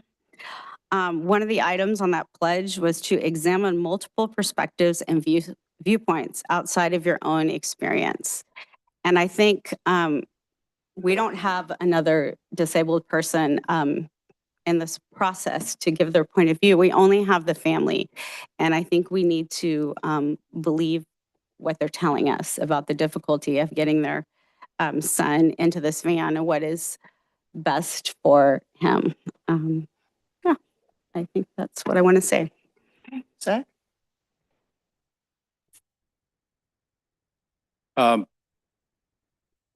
Yeah, this is not an easy decision for, I don't think, anybody at the dais. I have a unique experience of having to wheel my wife in a wheelchair, and no, not as long a period of time as your son. It's a difficult experience. You have to make a lot of accommodations, and the littlest things that you thought were easy to do, they're not. They're hard or harder. And you get better at it and get better at it. So in some weird small way, I understand some of that for you. But that being said, I also believe that, we as a city are making reasonable accommodations here. What was not, I'm not even going to comment on how it was built. Other than to say that it was an investment that the family made because they felt it was what they needed for what was in the best interest of their family. I just wish they would have done it. I wish they would have come to the city beforehand, because to me, that changes almost everything. And that I just, the video I appreciate. It had validated what I kind of already thought, which is the pinch point, the hardest part of that backup that I saw, and I thought about it, and then your video validated it, was the part where the corner of the house and the wall. Once you get through there, it's a lot, it opens up considerably. And so in the totality of that, right, once you make that turn, this is not, you're right. This is not going to be like any other house, right? You're on a cul-de-sac. You have these pie-shaped lots, but once you come around that corner, right, I see opportunity there to make this carport both respecting the laws of the city that we have, and it will take care of what it gives him enough room to operate. What it doesn't give is probably room for a second car. And I don't know, that's never been stated as another reason. I definitely take at face value your primary reason, which is to accommodate getting your son in and out of this vehicle.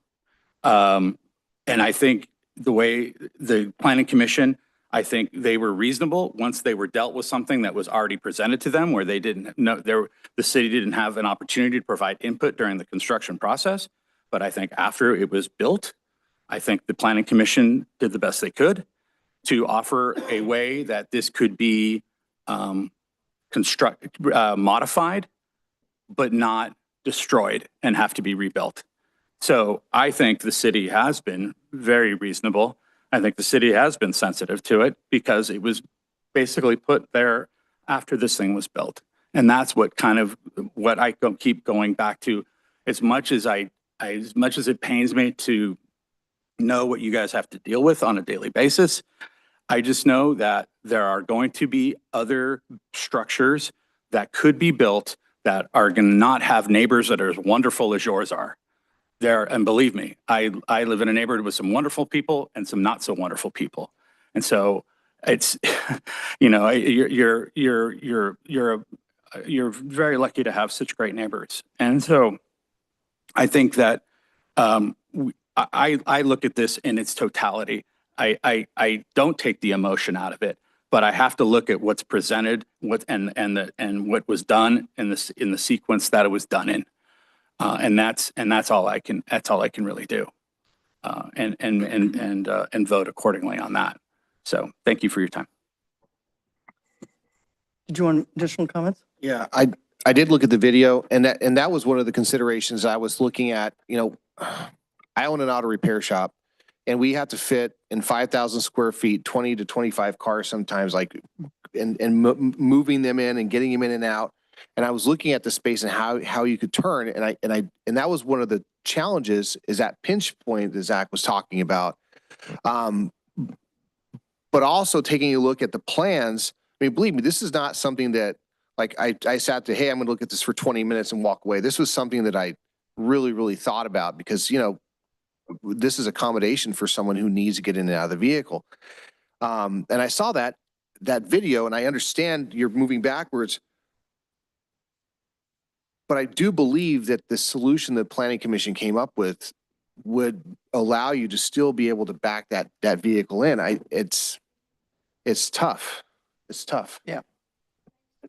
Yep. Amanda? So I just want to point out that the Planning Commission makes a lot of unanimous decisions. This was a 3-2 vote.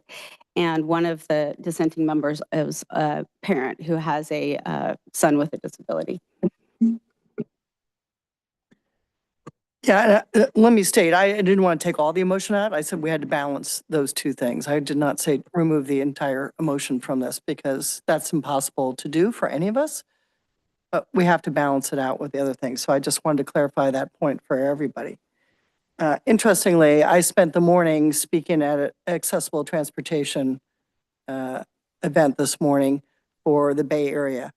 And I'd say 3/4 of the room were wheelchair-bound people expressing their concerns on lots of things: housing, transportation, and work. So clearly it's something I have been involved with for a while, so I understand that.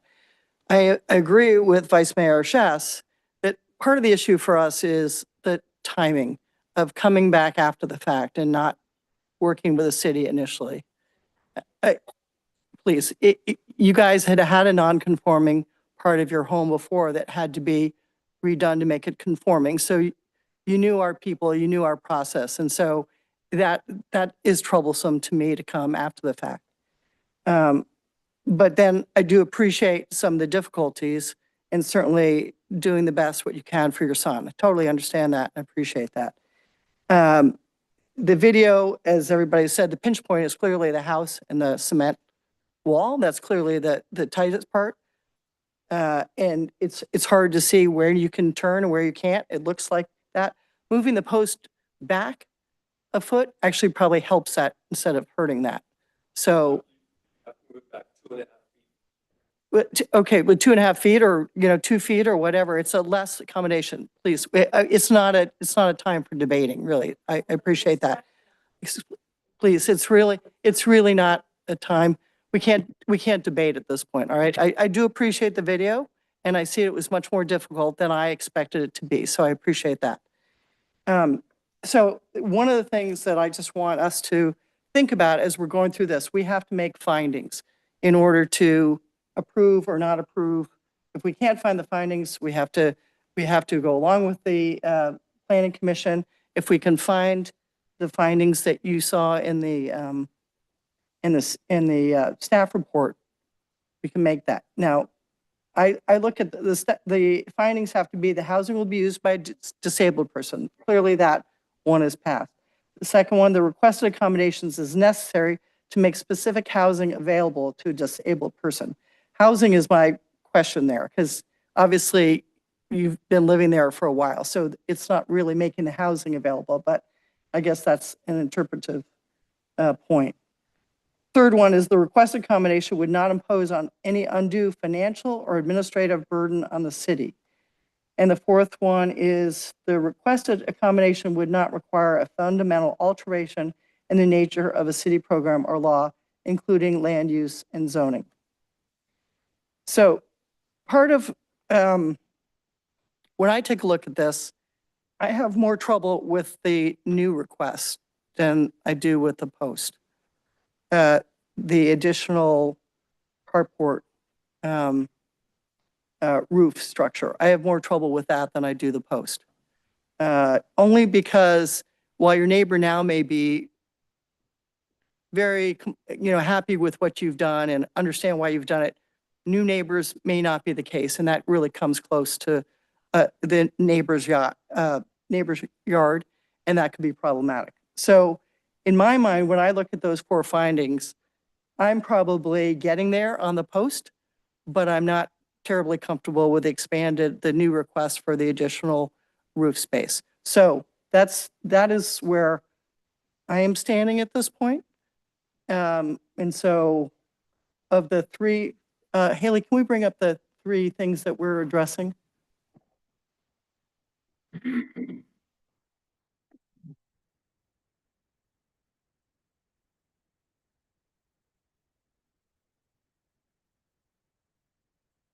Right. Yeah.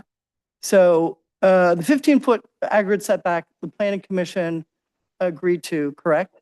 And that's going to 12.9 or something like that, if I remember my numbers correctly? Yes, I believe that's correct.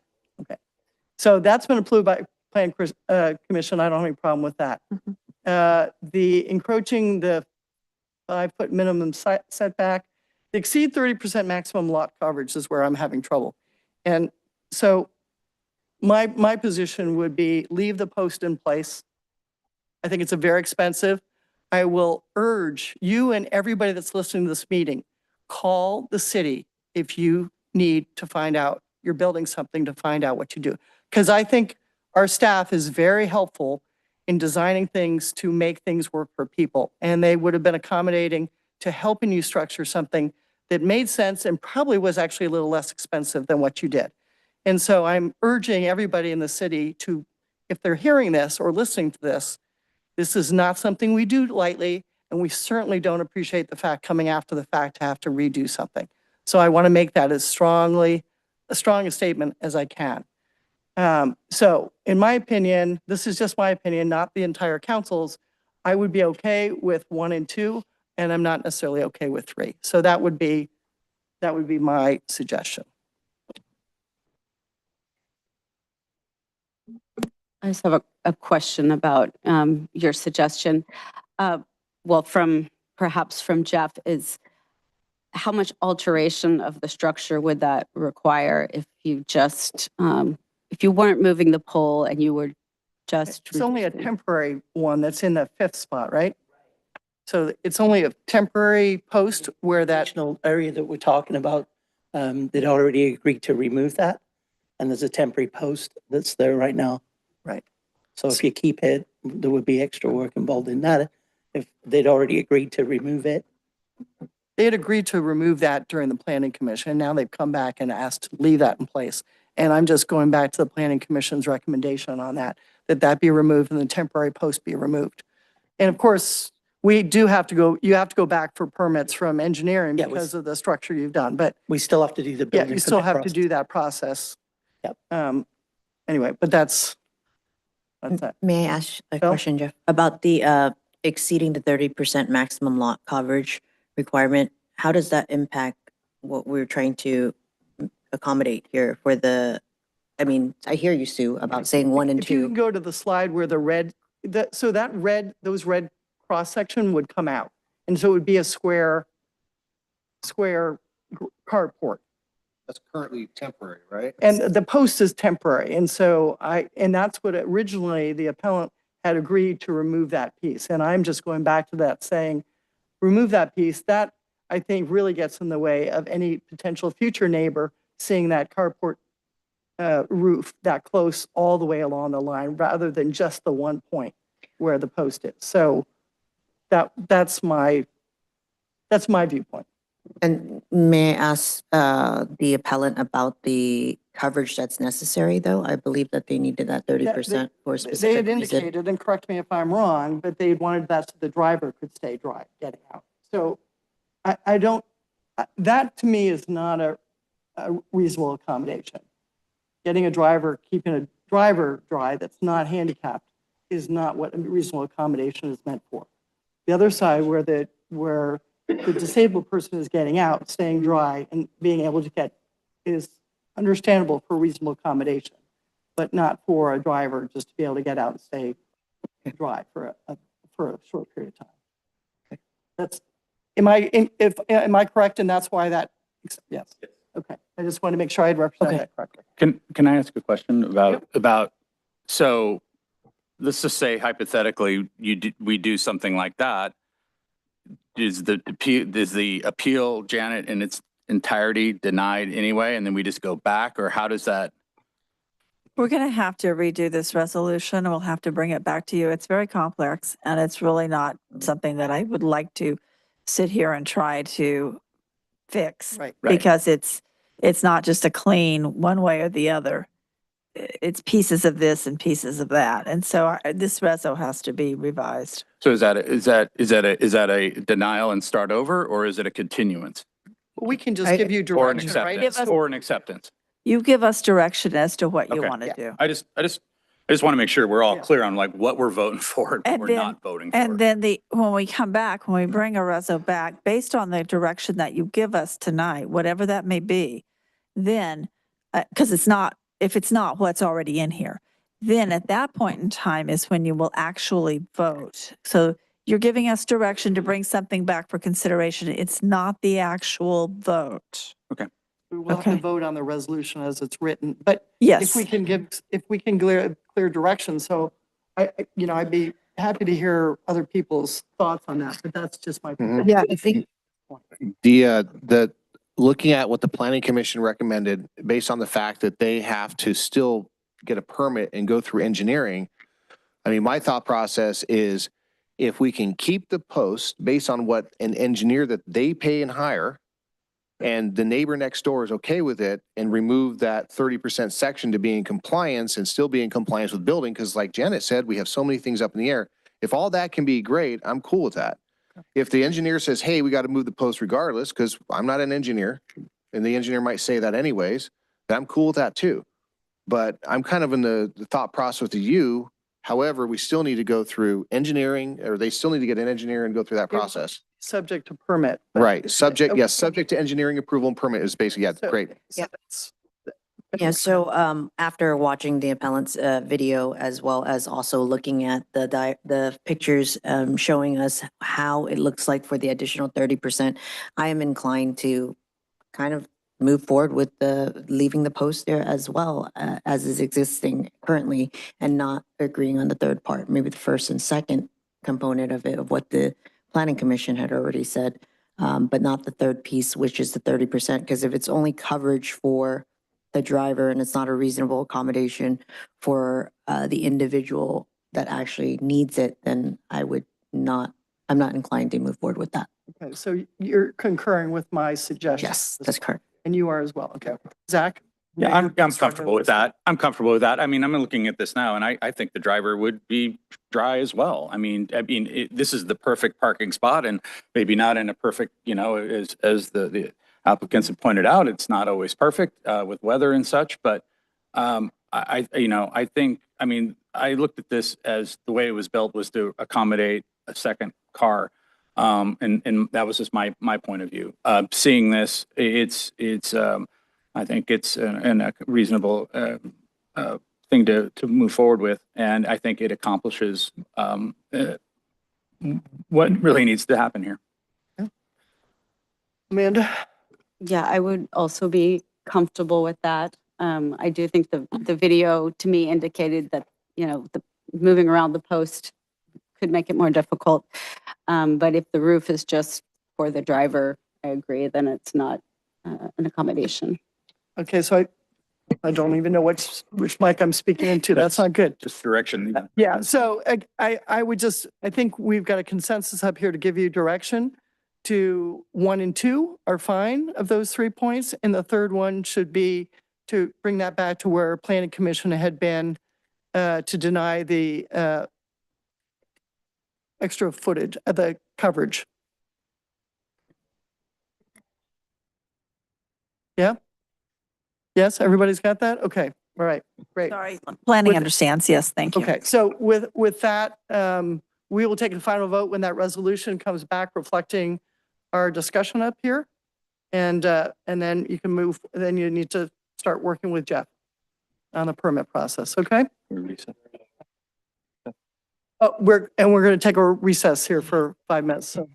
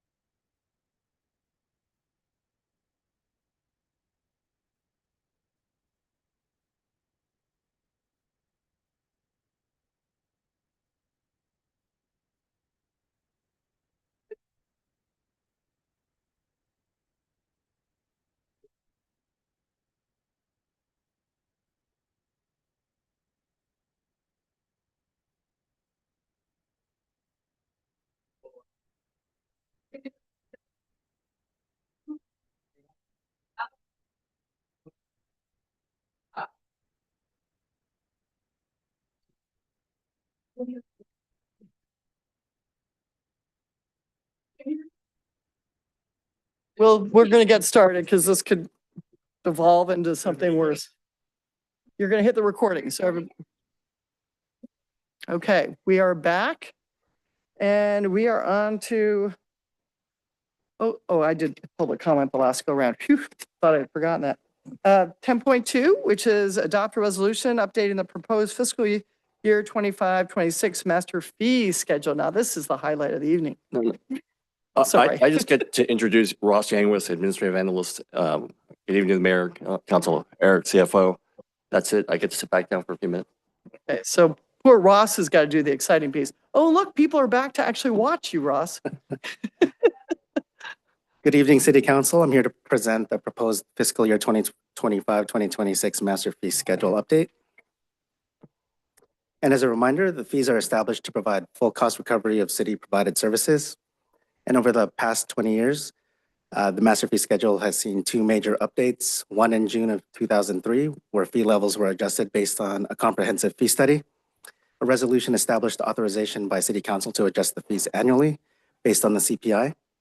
And the second one was in June of 2024, which saw significant increases to numerous fees recommended in a fee study for full cost recovery as well. For the current update, staff is proposing a return to relatively moderate fee increases based on the CPI. Okay, and as far as notice to the public, a notice of public hearing was published in the May 21st and 28th editions of the East Bay Times. The Building Industry Association was also notified by email about the hearing. And for this update, a CPI factor of 2.7% was used. And that's based on the state of California's published year-over-year percent change at February 2025 for the San Francisco, Oakland, Hayward geographical area. And for this update, most fees were increased by the CPI factor. Some of the fees are determined by other methods, and those fees would be under the building, engineering, and planning sections if necessary. Okay, and as far as the updates to the master fee schedule, there were several additions. Under the engineering section, the storm drain medallions fee was added, and that's part of the installation condition for developers. The compost bins also make a return to the master fee schedule, and there are different rates for residents and non-residents. And under the city clerk, city manager section, a filing fee for initiative measures was recommended by the city attorney, and it's basically a $200 administrative processing fee for the filing of a citizen's initiative petition. And of additional note, under the engineering section, there may be periodic fee updates to the traffic mitigation fee. That's not being done at this time, but the engineering staff is reviewing that, and any changes would be submitted to the council at a future time. More substantial changes under the citywide section, credit card and electronic processing fees. Additional language is added to provide flexibility to adjust the fee off cycle, which is subject to change by the merchant services provider. And currently it sits at 3% of total credit card transactions. Finally, under the police section, under the concealed weapons permits, both the application and renewal fees see significant increases, and that's based on a closer look at the actual cost of providing the service by the police department. And this is a very short presentation. In conclusion, staff's recommending to the City Council to please adopt the resolution authorizing acceptance of the changes to the master fee schedule. And if adopted, the changes would become effective on September 1st. And one thing I wanted to add is as far as fiscal impact, staff is estimating about a $50,000 increase in revenues based on the changes. Great. Thanks, Ross. I just want to make a confirmation that, not for you guys, but for the public, that full cost method is used. We cannot make a profit on the fees. So I just want the public to understand we do not charge the fees in order to make a profit. It is solely to cost recovery. So with that, any questions? No markup. Sorry, Any questions? No? No? Ross, you did a great job. No Thank you, questions Constable. up here. Thank you, So Mayor. I need public comment. No? Your daughter want to comment? No, huh? Okay. All right, we'll let her, gosh, now she's hiding behind her iPad. Okay, I need a motion and a second. I'll move Okay, to adopt the fee schedule as noted. Why was there so I will many second pauses that on motion. okay. We have a motion and a second. Can we have the roll call vote, please? Law, Yes. Obolensky, Yes. Chess, Yes. Sakach. Yes. Noack, Yes. motion carries. Wonderful. Okay, thank you, Ross, Thank very you. much. Appreciate it. We'll now move on to adopting a resolution to approve the update to the long-term financial plan for fiscal year 24-25 through fiscal year 28-29. And I don't even have to invite people. They just show up at the podium. Good evening to the mayor and to the council again. Tonight, we're going to do the update to the long-term financial plan. Obviously, the purpose of the long-term financial plan is to create an awareness of some of the financial challenges and hopefully opportunities that we'll have in the near future. The purpose or the main focus of the long-term financial plan has been on the general fund. We do note a little bit about Measure K in the document, but again, the main focus is regards to the general fund. In the process, in the old days was just a year ago, what we used to do in the past was we would bring forward the long-term financial plan as well as the biennial budget at the same time. The council would also approve both documents around the same time as well. It didn't seem to go in sync well, so what we recommended to Budget Committee and council move forward with it is we would do the full long-term financial plan like we did last year. For this year, we would do an update, just an update of actuals and estimates, and provide that to you as council before we start the next biennial budget process. Oops, wrong button. We actually jumped to the end of using the tables, taking a look at total revenues and expenditures. As you can see from fiscal year 23-24, we basically had a surplus of about 5.8 million. And then we pay the CalPERS unfunded actual liability expenditures about 3.9. We still had a positive fund balance or positive increase of about 1.9 million, with fund balance ending at about 15.6 million. When the budget was adopted a year ago for fiscal year 24-25, it assumed about a deficit of about 2.6, with general fund dropping a little over $13 million. One of the comments throughout this whole presentation is, again, the budget assumes the authorized FTEs that council has approved. So for example, if you assume 20 officers, the budget assumes 20 officers. As I've kind of said in previous presentations, the one difference is, for example, for vacancies. In the old days, conservative budgeting used to be, you assumed every officer at max salary, max benefit load. I'll be honest, it's probably because Excel was easier back, or not as easy to move around back then. Financial systems were a little more harder to use back then. Today, for example, when I have vacancies in various departments, I assume, for example, maybe one officer might have a full family, one might be married, one might be single, and I don't always assume max salary. And even with that, so when we adopted the budget, negative 2.6 million, now when we'll update the numbers based on March information, that 2.6 is now dropped to $600,000. Again, in the next couple of slides, you'll see why, but again, just in the back of the head, it's really some of those vacancies that we've had in the various departments. As the forecast rolls out, you can see that PERS unfunded actual liability number grows from about 4.5 million to almost 6.5 million by the time we get out to fiscal year 28-29. In the executive summary, we kind of talk about some of the challenges. So sales tax, we had some things, we had COVID. If you were around for that, the projections when COVID first happened was about a 25% reduction in sales tax. Reality was people in Pleasant Hill were no longer going to either Oakland or San Francisco. They stayed home. They probably did home improvements, changing those spare bedrooms into offices. And we actually saw sales tax jump. Not to mention, we also received federal dollars to stimulate the spending. Well, that increase couldn't be maintained, and we kind of see in the sales tax slide that it started to just cool down and slow down just a little bit, but that was kind of expected.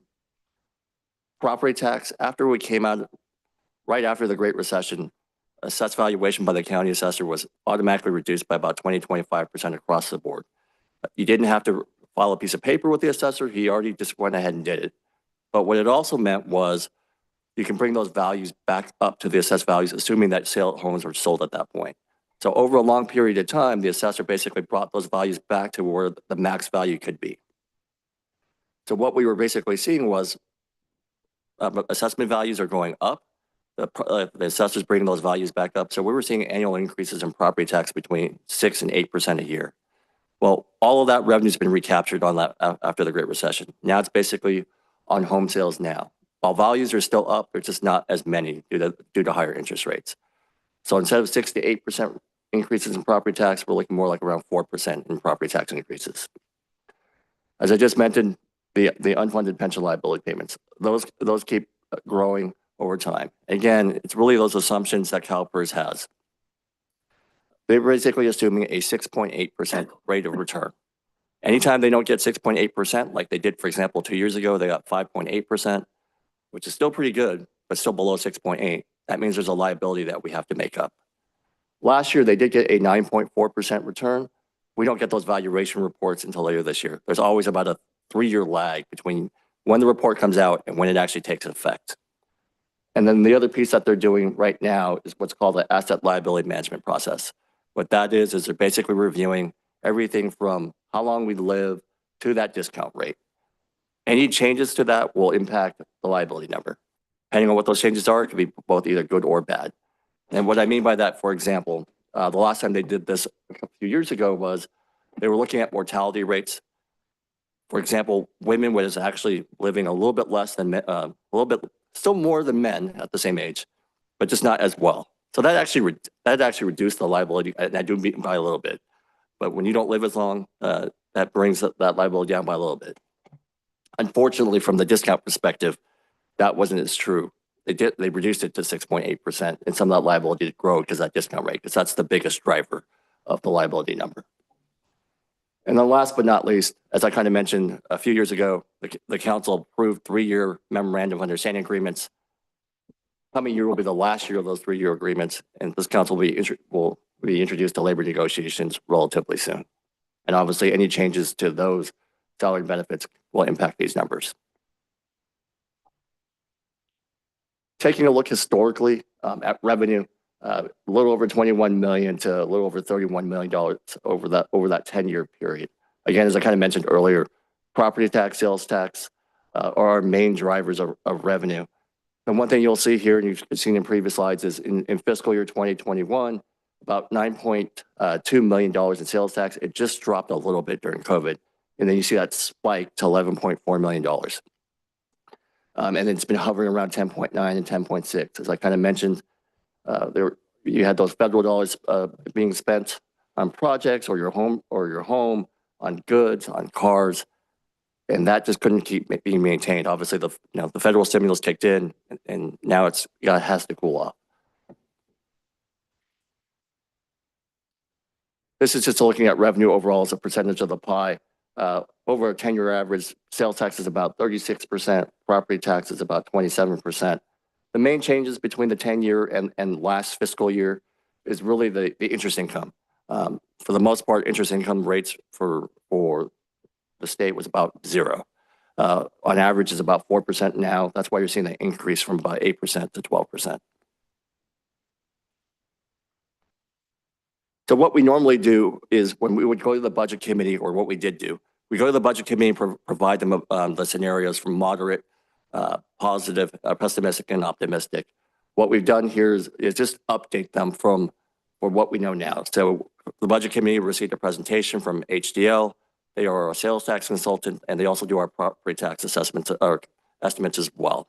So we've updated those percentages. As I kind of mentioned, we're not seeing, when you see that $11 million sales tax increase, that was like over a 10% increase. On average, now it's closer to about 4% over the next couple of years. For property tax, sales tax, same thing. Instead of double digits or near double digits, about 2.5 to 2.7% in sales tax. COT, I know I've mentioned it in the council chambers multiple times. It's the one area that we haven't come back from COVID. This number was about 2.5 million, and if we were to look at the forecast back then, this number would be about $3 million today. It's been hovering around 2.2 million after a low of 1.6 million during the first COVID year. The other revenues are estimated at about 3%. Using those assumptions, you would basically go from a little over 31 million to about 35 million by the time you get out to fiscal year 28, 29. Again, the percentages are relatively close to what you saw for. Sure, if you want to, in case you forget it, you want to ask a question? Oh. Nope. Was there a question? Thank you, Mayor, for indulging me. Okay, you talked about, because I think this is the slide that I was going to ask you about. Okay, you said something about the 9.4%. We had that return, but you said there's a 3-year lag.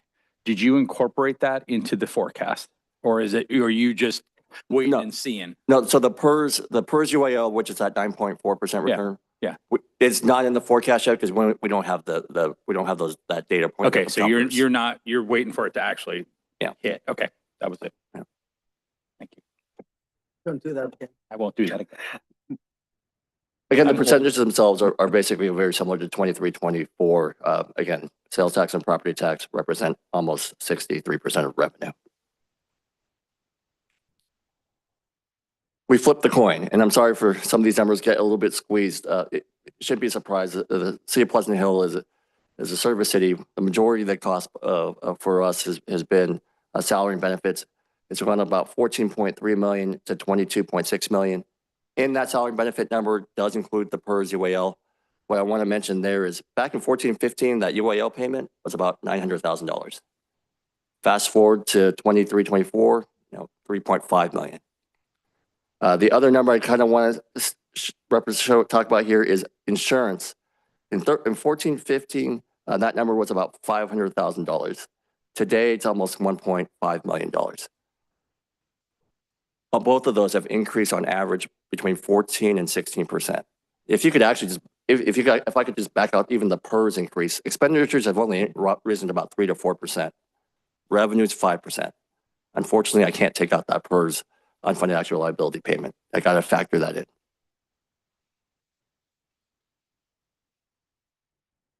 Again, no surprise.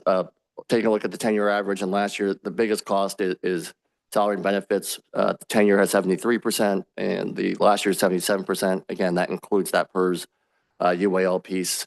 The only other thing I mentioned earlier, you can see it here, is insurance has gone from about 3% to about 5%. Again, that's really those increases that we've seen year over year. There'll be one exception in the next presentation that I'll talk about.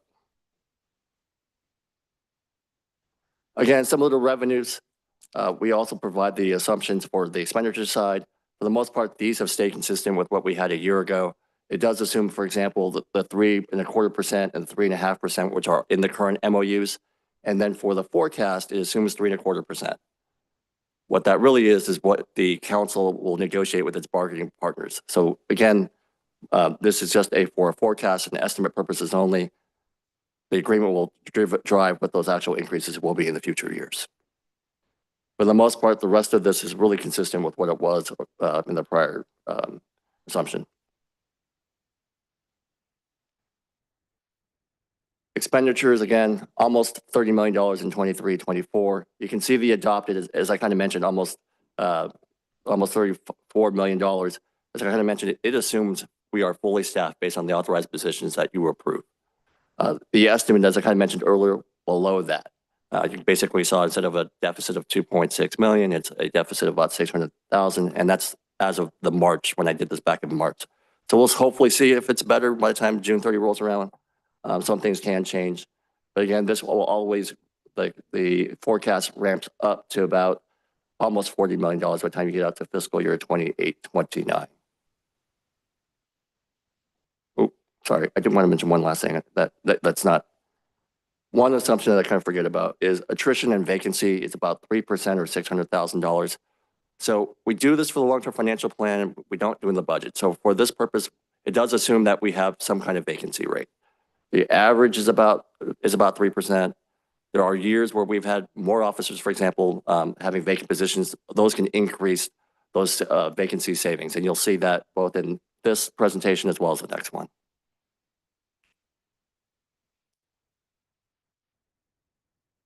Again, this is just taking a look at that moderate scenario. The biggest cost is salary benefits at about 76%.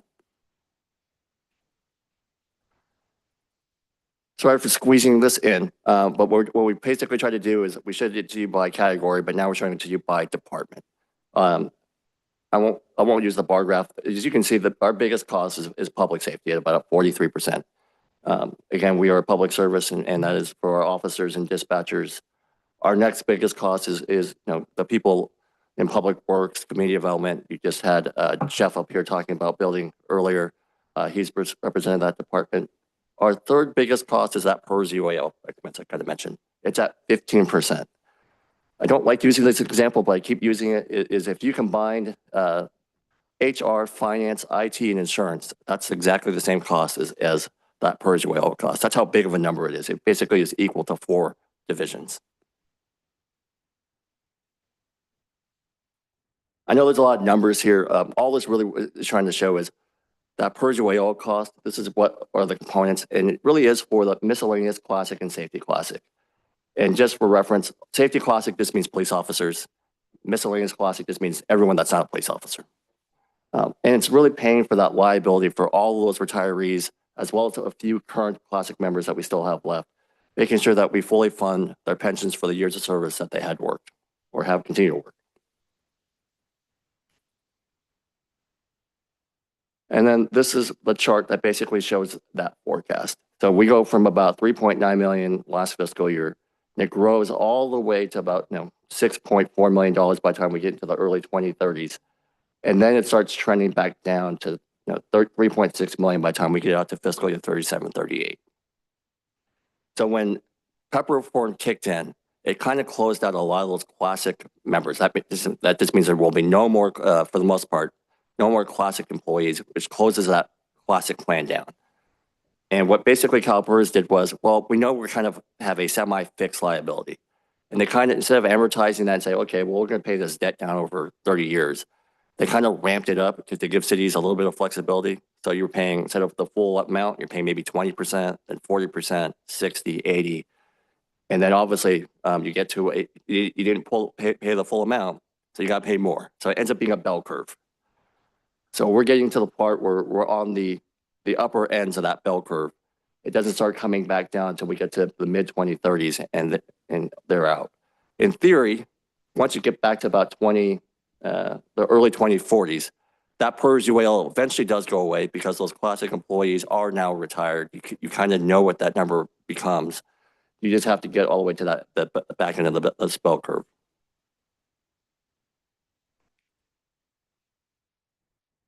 So again, to wrap up, if it was just the things within the city's control, the revenues and expenditures, on an annual basis, you can kind of see we would have a little over somewhere between $2.5 to $2.8 million in surplus. Once you put in that PERS unfunded actual liability expense, you're basically seeing deficits of about $2.6 to $3 million. Again, this does assume, as I keep saying, fully loaded positions. I'm sorry. All the positions are filled and budgeted for. This is where you see that. It's just when you actually bring in estimates or what it is now, those vacancies do create budget savings. Sorry for the small print, but this basically takes that moderate and pessimistic and optimistic scenario. For the most part, for the optimistic, we increase it by a % for all of the revenue line items. For the expenditure line items, we increase it by 1/4%. Same thing for the pessimistic, we reduced it by 1% for revenues and 1/4% for expenditures. The biggest change that you'll see here, though, is vacancy rate. For optimistic, it assumes 5%, which is about $1 million. And then for pessimistic, it's about $300,000. That difference really changes in the optimistic scenario from general fund going from 15 million down to about 7.5 million by the time we get out to fiscal year 28-29. If everything is in the pessimistic bucket, we go from about 50 million down to a negative 400,000.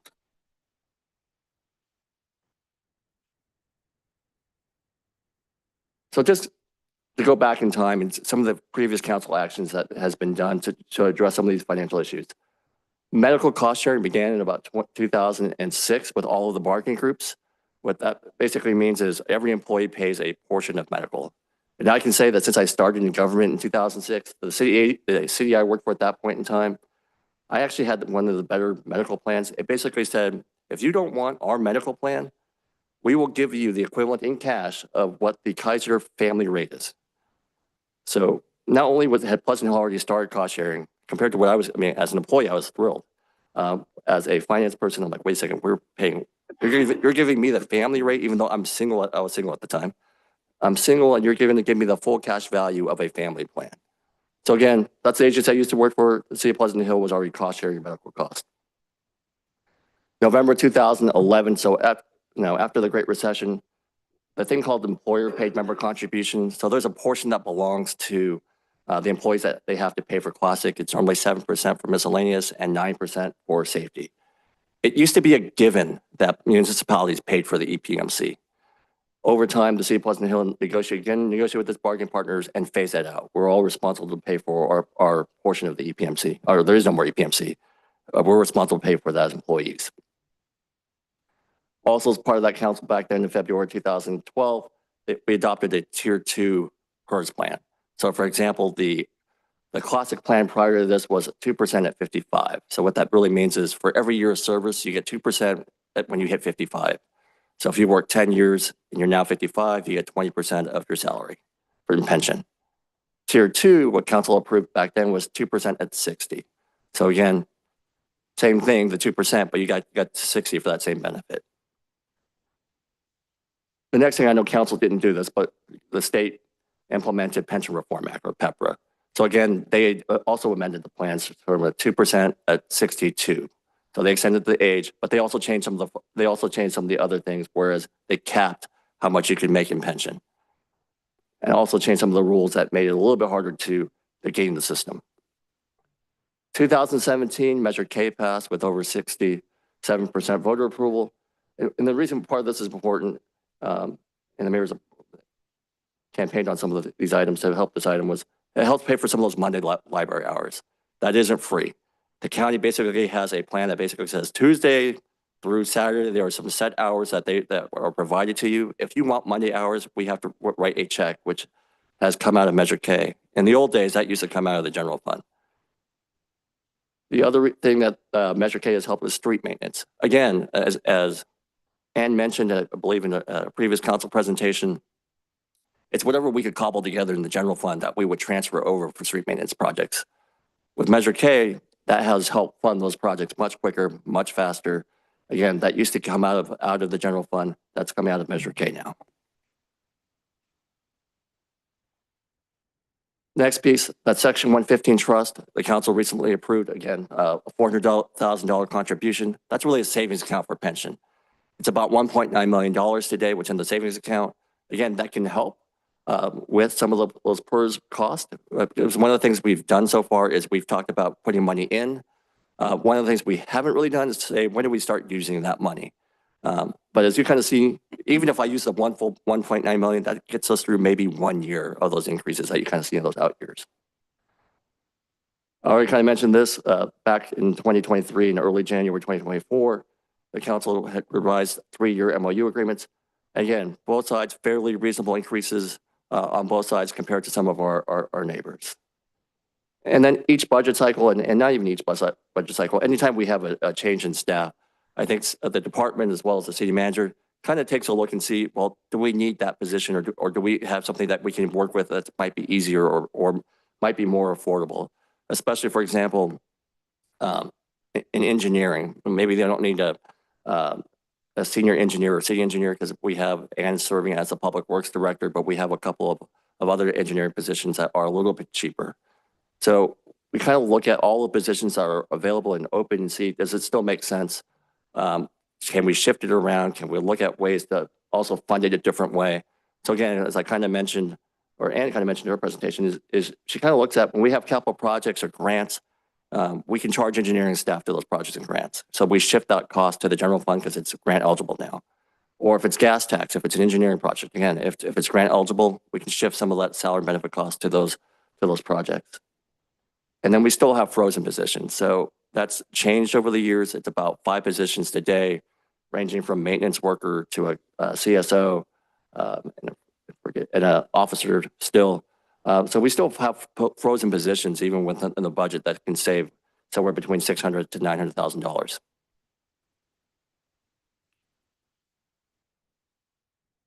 The last thing, as I kind of mentioned, one of the things that that Ann does is really does look for state and federal grant for projects. And what that helps, as I kind of mentioned earlier, if we can get those capital projects, we can maybe shift engineering costs to off and take them out of the general fund. And she does that.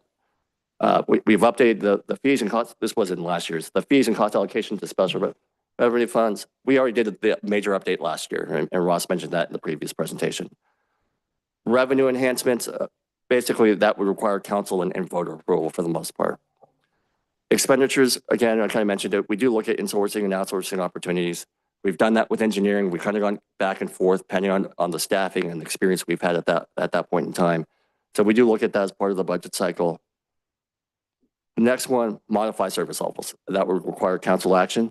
Again, to reduce the budget, we could reduce the service level, which, to be honest, means reducing staff. And then last but not least, increase cost sharing for benefits. Again, all of that would need to be negotiated with your bargaining partners. I talk about Measure K just for a second, and the main reason I do is just to focus on two things. The debt service is about $2.5 million. Measure K goes out to about 2037. This debt gets paid off in 2032. So there's about 5 years of, in the out years, that you have $2.5 million that the council at that point in time can decide, what project or program makes sense to them, because that debt service will be paid off. The other thing I kind of mentioned already earlier is that those library hours, again, Measure K is paying for that $250,000 for those to have those Monday library hours. What it also includes now is we have a facility to maintain. In the old days, it was the county's building. The county maintained that facility. Well, it's now our facility. So we've had some additional costs in staffing and to be honest, water, PG&E, all that is now us. And the other piece I will note, this was originally based on the adopted budget. What this number did not include was about $400,000 that the council approved last December for the pond and fountain project.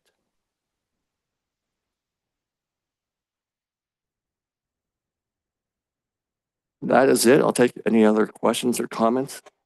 Otherwise, I'm hoping for approval of the long-term financial plan. Okay, any questions? Yeah. Okay. No, go ahead. You can start. We'll take turns starting. Just a quick comment. I mean, I'm sure, everybody has their favorites in terms of documents in the city, but I'm not a money guy, but this is my favorite document that we put out, even more than the general plan. Really? Yeah, because the way I love it, it's condensed. And it offers these different scenarios. I mean, a budget is just a budget. It's just tons of numbers and whatever. I love this document. And so I just thank you for continuing to work on it. I do have a couple, my question is around a lot of it is around the 115.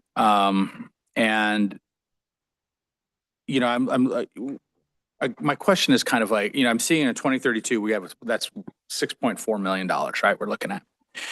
If we're going to, obviously we want this thing to continue to grow and grow interest and things like that. But when, and I don't know if you know the answer to this yet, but when is the time to pull the trigger on that? And when we do it, is it to just pay a little bit of it off? Or over several years? Or do we take it and just knock out in it? Let's say we gets up to $6 million. Is that the year we just pay that whole thing down 1 year and move on and go from there? I'm afraid that's our decision. I know that's our decision, but you're going to advise us at some point, and we're going to have to make that call. So I'm just kind of curious. I'll be honest. I don't have an answer yet because it'll depend on what those numbers look like at that point in time. And again, as you kind of have seen, is even though the budget comes out with some deficits, in the past it's gone from estimates of deficits to hey, we've actually had a positive year, and you'll see why in the next presentation. So I don't have a plan laid out. In a perfect world, what it would be was it seems like we can afford's not maybe the right word, but we've been able to pay the $4 million. In a perfect world, if we had enough cash in that Section 115 trust, it would be to level this out at $4 million and pay anything in excess of that in a perfect world. Because in theory, it says, okay, it looks like 4 million is a number that is built in, and anything in excess of that we would pay. Unfortunately, even if I did that, you would use all of that up relatively quickly as these payments continue to grow rapidly. Right. And I realize we're not going to have, we're not going to be sitting on a big giant pot of money, but that's why I was kind of curious if you're going to kind of level cut it, or you're just going to just like, hey, let's just knock it out, save ourselves a year I of not think having to pay. the original idea when we set it up was sort of knocking off the peak, but it also has the flexibility that in a disastrous year, we can even use it for our regular pension payment. It doesn't only have to be used for the unfunded pension liability. It could even be used for our regular payment. So we have a lot of flexibility with it, but the original intent when we approved the 115 trust was to slice off the top. Okay, great. Thank you. The other question I had it has to do with the fund revenue. We have pretty modest, looks like gains here coming up in the next couple of years in terms of sales tax, revenue and things like that. And I know that we have, some big ticket items that are coming in here in the next couple of years, but, if one is, coming in pretty soon in the next couple of years, we're going to see revenue on it and whatever happens with Bed Bath and Beyond. But you don't really seem to like take that into consideration, which I think is a good thing, right? You're just kind of being kind of conservative, right? And then if that turns out and it works out and everything's great, then it's I don't want to say gravy, but it's just better for the city, right? So did I read into that right? Correct. So I believe both the Budget Committee and the Economic Development Committees both got presentations from HDL. Right. So they do our sales tax projections, and they kind of look at the world as it is today, except for some caveats. When for example, the city manager and the economic developer and I meet with HDL, yes, if we know that Crumbs is in, but they'll factor that in because obviously they don't know that yet. They don't see it in the sales tax numbers. When that grocery store is, they'll factor it at some point, but they kind of want to, and they might have an idea of what it might look like, but they want to see some actual data before they start building that into the forecast and into the model. So not all of that is in there yet, as you just mentioned. Okay. Yep. Amanda? Thank you. Yeah. I don't know, maybe these are glass half empty questions, but great presentation. I just saw it at the LGA too. So let's see. Oh my gosh, sorry. You want to hold off a second, come back to you? Yeah. Okay. We'll come back to you. That's okay. Belle? Yeah. So thank you for the presentation. Again, I had a chance to see this at the Budget Committee. So I have a question, given our current financial outlook, has staff actually created a contingency plan to mitigate the projected year-over-year deficit that's caused by the increase in UAL expenditures? So if we can go back to slide 18.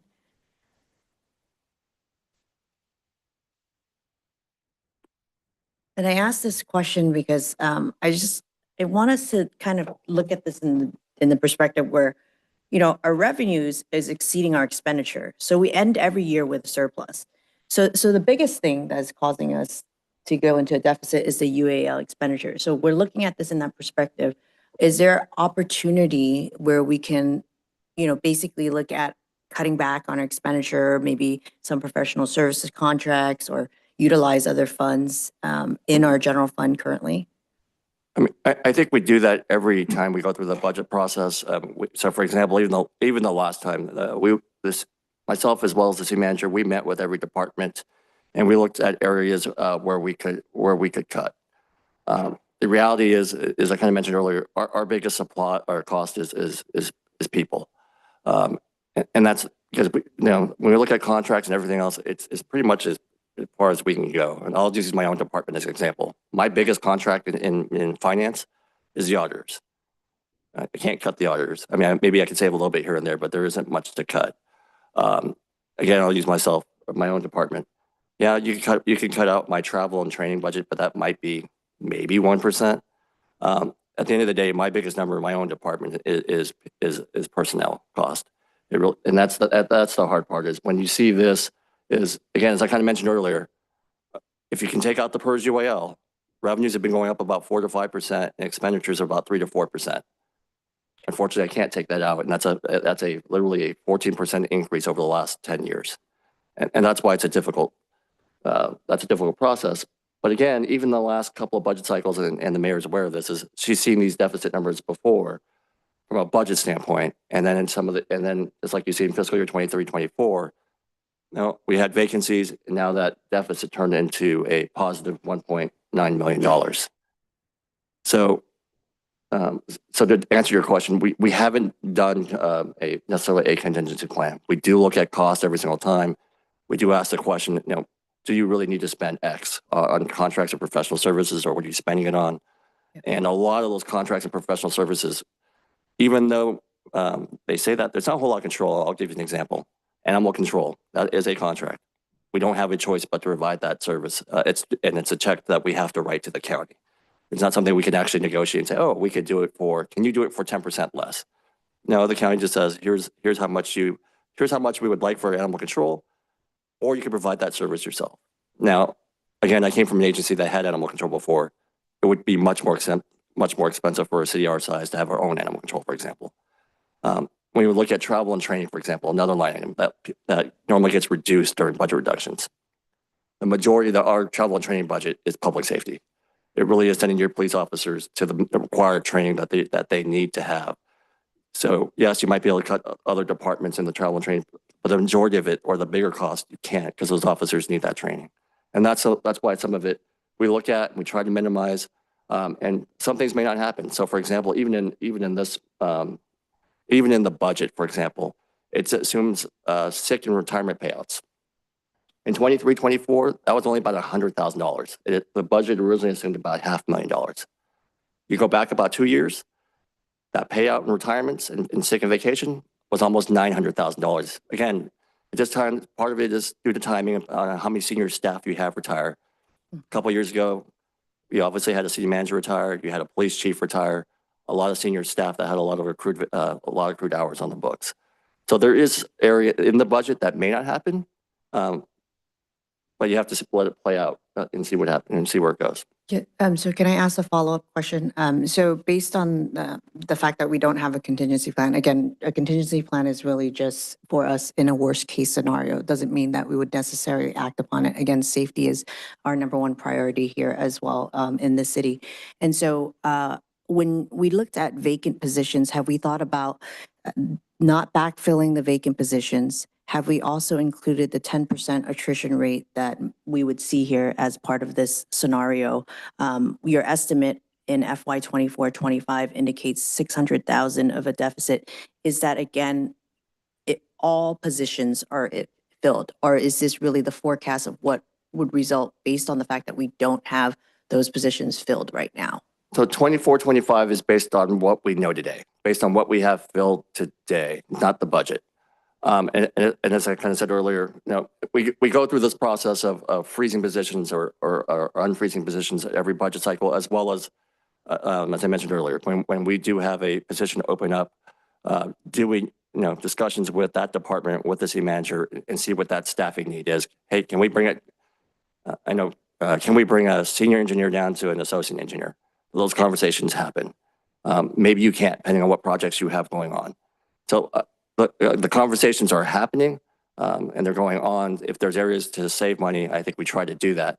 If the reality is we can't, and I'm making this example of, hey, CCB Taylor, we can't afford to have a associate. We really do need to have a senior engineer on that project. So I think we do look at it in the sense of we just don't automatically say, well, we have a vacancy, let's hire. I think it's a conversation that management staff does have. And aside from just staff, I guess my follow-up question is other expenditures, for example, projects. Are there projects that we can probably phase or put on the hold at the time for the time being? Well, most of the projects are not general fund. So again, that wouldn't impact any of these numbers. Yeah. As I kind of mentioned, the one thing that Measure K provided was relief to the general fund from a street maintenance project, because the general fund used to cobble together anywhere between $700,000 to $1 million in the old days, pre-Measure K days. In theory, if we were still doing that, that would be an area, if we were to delay projects, we could save money. Right now, almost 100% or 99.9% of all of our projects are grant funded in some fashion or form. The only thing that's not funded by grants is we transfer about $100,000 a year to the city facility improvement fund. So in case of the termite issue that we're having over at PD, that is the fund that we used to pay for that. But again, that's only $100,000 a year that we're doing a transfer for. And that wouldn't have been enough to cover the issue that we're having over at PD. Yeah, I appreciate you giving me the background of all this information. And I Thank think- you to our departing guests. Appreciate you staying around that long. And so I ask these questions because I think, I think having a contingency plan in place doesn't hurt us. At least we're able to look at a worst case scenario. We're looking at our total expenditures. We're not just talking about staff, payroll, things like that. We're looking in general, what are we actually spending on areas that are non-payroll, area that includes payroll itself as well. And if we have a contingency plan in place, I would like, I think it would give us a clearer picture as to what we're going to be looking at in future years to basically cover the deficit that we are seeing here in this forecast. And again, I understand that this is fully loaded. Well, I don't want to say fully loaded, but the adopted budget is based on all the vacancies being filled. But the estimate now is indicating that this is what we're most likely going to end the year with without those vacancies being backfilled as well. So I think I bring this up just because I think So it would be part helpful. of the yeah. issue, part of the issue is if we were to make a contingency plan, we'd have to decide today what services we're going to cut. And I don't think anybody's really willing to say we're going to cut safety or we're going to cut anything right now. So, from what Eric has talked about, how we review the numbers every year, the only way we could do any contingency on cutting additional expenses would be cutting service. And so we would have to decide today what services we were going to cut in the future to address that. And that, I think, would be extremely difficult for us to say, we're going to cut safety, we're going to cut. So that's part of the issue on the contingency planning side of it. And then the other side, on the positive side, contingency would be where there are additional revenues coming in, right? And that would be like assuming Bed Bath & Beyond got rented out and created some type of sales tax sometime in the future.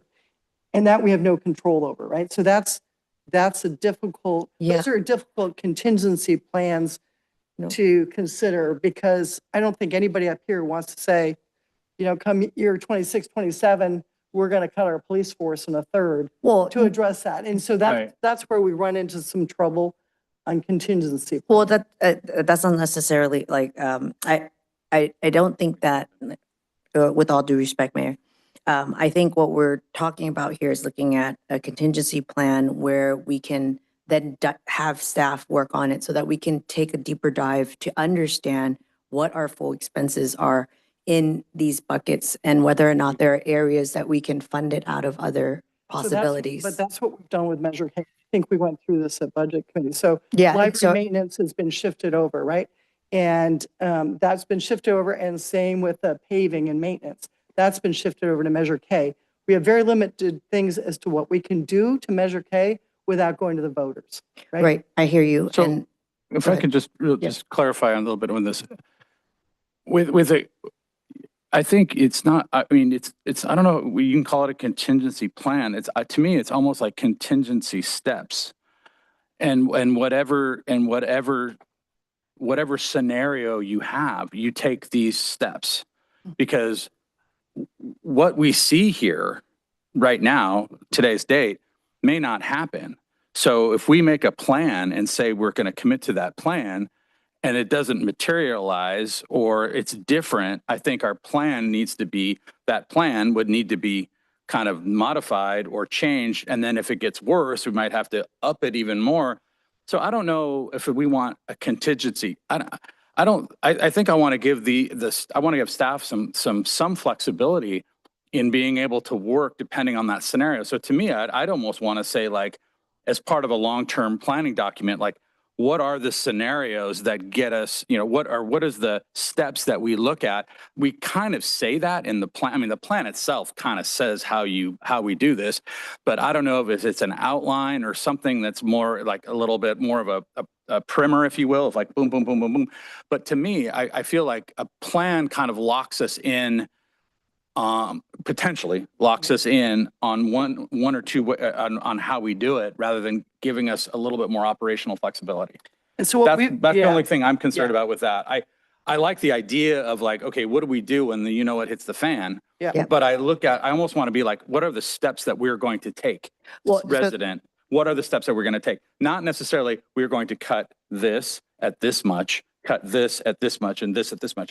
I don't want to tie staff's hands on that. Yeah, so I appreciate what I mean? that. Yeah, I appreciate that, Zach. And that's not where I'm going with the contingency plan. I think it sounds like when you say contingency plan, we're going to look at it line by line and where we're going to cut things.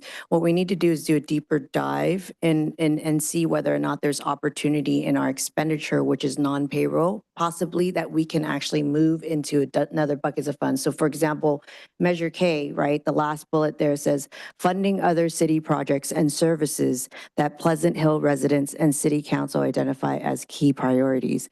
So in that last bullet there's opportunity, right? For example, if we are paying for any specific maintenance or any city-funded projects and services that we identify as key priorities, could be opportunities where we don't have to spend our general fund and utilize perhaps other buckets of funds similarly to Measure K. So I'm asking for staff to basically kind of provide a deeper dive of Okay, opportunities. but wouldn't that be the budget process though? That's what I was going to say. Yeah. That would be the budget. The deeper dive would be the budget process, going through, because we basically go through it. We have biannual, so it's every 2 years, and then we have an update every year. So we are kind of doing that deeper dive, aren't we? You will be relatively soon. Thank you. So again, so it's coming in the new fiscal year. You as a council will revisit our goals, or the city council's goals.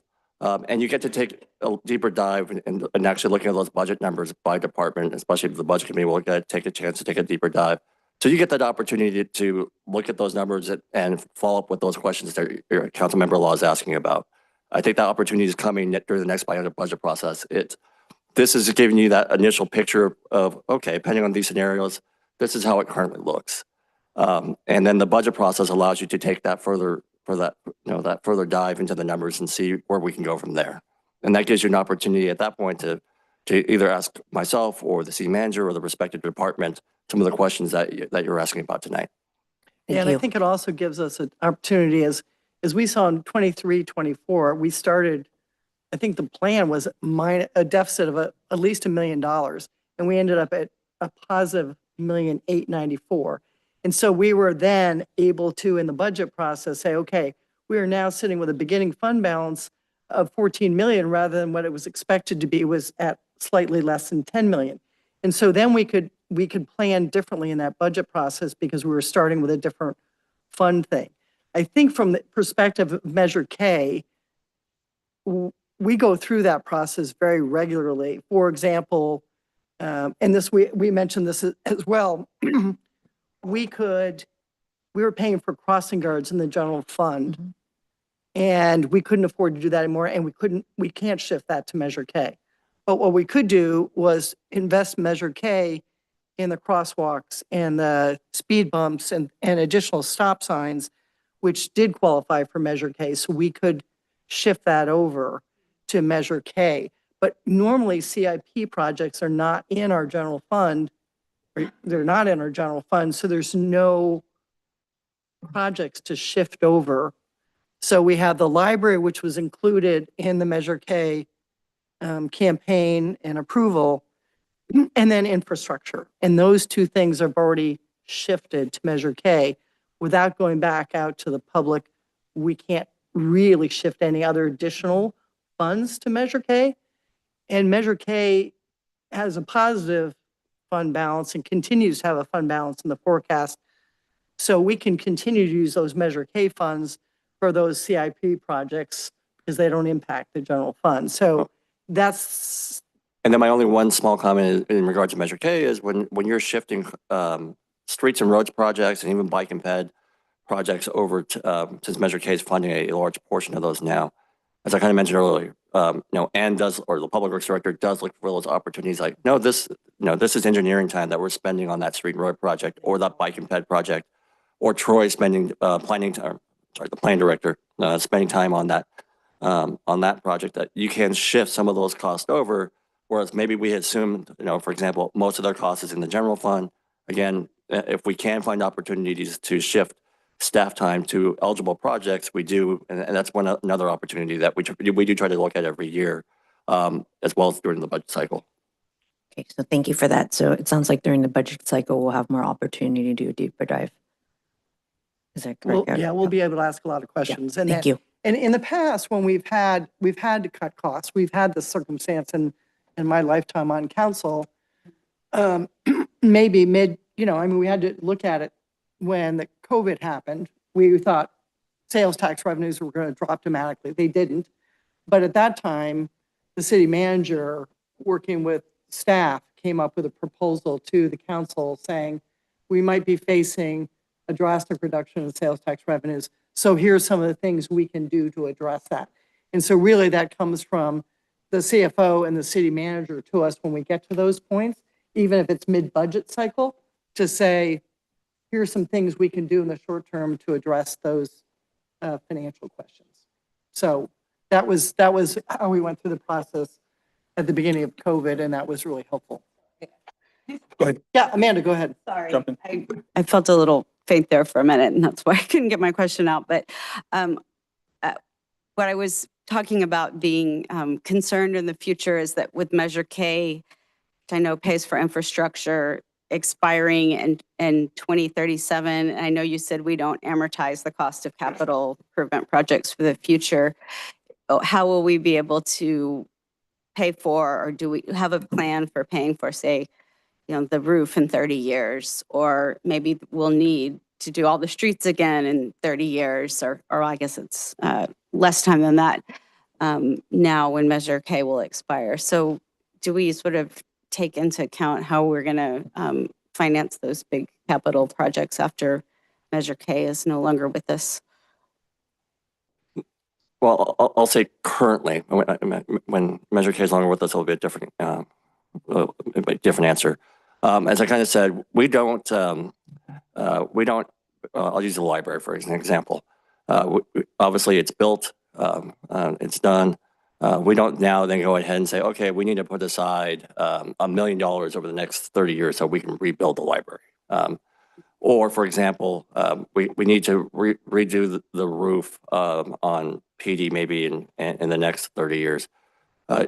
Council member is correct. We don't do that. We basically every couple of years, the Public Works Director takes a look at the priorities of projects that we have and then rebalances that equation back out. So for example, what that would mean is, okay, maybe we can't do $1.8 million in streets and roads this year because we do need to redo a roof. And then reprioritizing those CIP projects, you adopt a 5-year CIP. 2 years is adopted for, actually in place. Again, there's 3 more years that's a forecast similar to this. So that's where the place where we take a look at opportunities where the Public Works Director will say, okay, I do see the need that we need to maybe do something with the City Hall roof, for example, and prioritize that. And maybe that moves further up in the chain of this needs to happen sooner. And maybe it's funded by Measure K. I'm going to be honest, we probably can't find grants to fund a City Hall roof project as much as I wish you could. Yeah. And that's that opportunity that she would have to rebalance the equation every couple of years, and she does do that.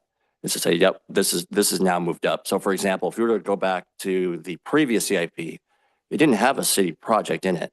Now you fast forward to 2 years. Okay, at that time we knew we needed to do something with the roof.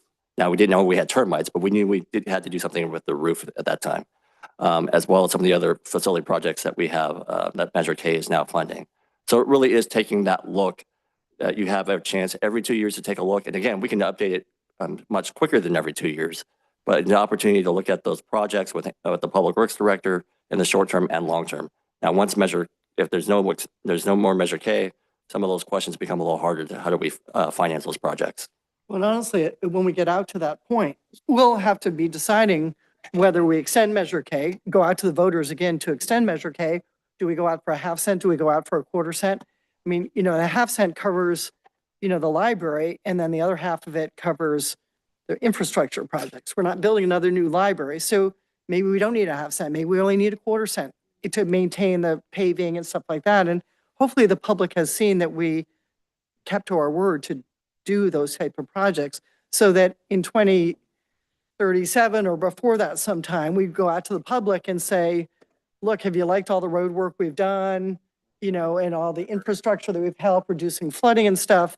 So we want to be able to continue that. So that we don't have to assume that Measure K goes away, but sometime in the early 2030s, we're going to have to decide whether we want to extend the measure, go out for another voter-approved extension of the measure or reduction, or an increase if there's something else that's needed. I think I mentioned at the meeting the other day, at some point we might need a new police department. We might have to consider that at some point down the road, but so that option always exists when we get closer to the end of the Measure K, process. And, our roads may all be in good enough condition that they may not be needed to be updated as much as they were because when we started Measure K, they were all in pretty bad shape, and we've increased our PCI. Now it will cost less to go forward with them. So, I mean, I probably will not be on council at 2035. There's a good bet that I won't be doing that. Yeah. So, that will have to be the decision of the council at that point, what their priorities are and what's needed or not needed at that point. So, anyway, that's an option as well to think about. Your fan back up. Quick question, can I ask? Yep. Sorry, Sorry, I get to Andre. That's okay. Sorry, Andre. Had more, I think, too. So Well, this kind of goes to kind of what Belle was talking about earlier. So this might help. Not help, but just kind of I was looking in here about revenue sources and about grants. And I know you can't sit there as part of a long-term thing and say, we will get X grants, but did I miss it? Is there anything in here that talks about or how we rely on grants for? grants are the Is it in there? CIP. No, but grants are not going I know to it's part of the CIP. Right, so that doesn't apply to this document doesn't at all. apply to the general Okay. fund document. Well, no, Never no, mind. but, Well, not exactly, Well, let's yeah. put it that way. Okay. and like I mentioned earlier, where the opportunities for grants is really CIP, and it's an opportunity to say, hey, we can allocate engineering staff or planning staff to that capital project. Unfortunately, normally there aren't really grants out there for day-to-day operations for No, municipalities. and I'm not implying that. I just thought that we tried to tie that kind of stuff in here as part of just revenue in general. And this is not. This No, is but this is CIP where- exclusive, pretty much. Yeah. This is Okay. where grants from, MTC, CTA, Right. CCTA, even the feds are important to the city of Pleasant Hill because they fund capital projects and infrastructure. Not only that, again, we can allocate staffing to those projects with those grants normally. Yeah. So the only thing that we have to be careful about is right now we do get return to source from Measure J, which is CCTA, and that expires in 2034.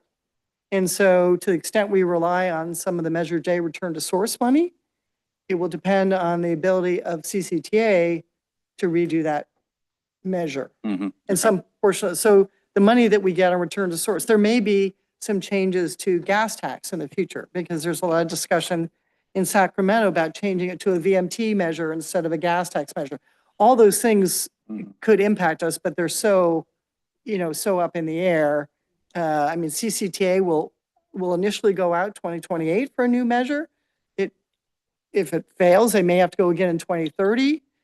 But and they could change the percentage that's returned to source. We're now at 18%, I think. Is that what it is? 18 or 20%? It's 20% for the city of Pleasant Hill. Okay, so 20% for, I think on average it's like 18 or something like that. But anyway, so 20%, they could take it up to 25. They could reduce it down to 15.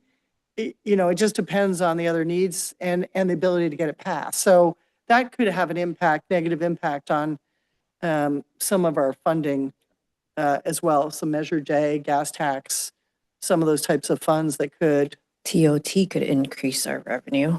TOT could, hopefully TOT comes back at some point. The hotel business is not going well. I think there were 2 bankruptcies in Walnut Creek, 2 hotel bankruptcies in Walnut Creek. So, I'm not expecting, like a new hotel to be at that site anytime soon, which at one point we were expecting. And, a lot of our hotels are extended stay, so it's a little different market than the hotels, hopefully that Walnut Creek that, failed, but, we can hope for that. And obviously Visit Pleasant Hill is due to come sometime soon for a presentation, August 4th. August 4th. So they'll be here to present to us on things they're doing to try to increase beds and heads. So that possibility exists. What, you don't like beds and heads? I've not heard that phrase. Heads and before beds? tonight. Yeah. No, you It's the haven't? first, I've not heard that phrase until tonight. Heads and beds, increasing heads and beds, yeah. So, that possibility exists, but we'll hear from them whether they're optimistic about that or not going forward. So, Belle, did you have additional questions? No, I just wanted to thank staff for being able to get a lot of the grant funding in. I mean, it's not a part of this.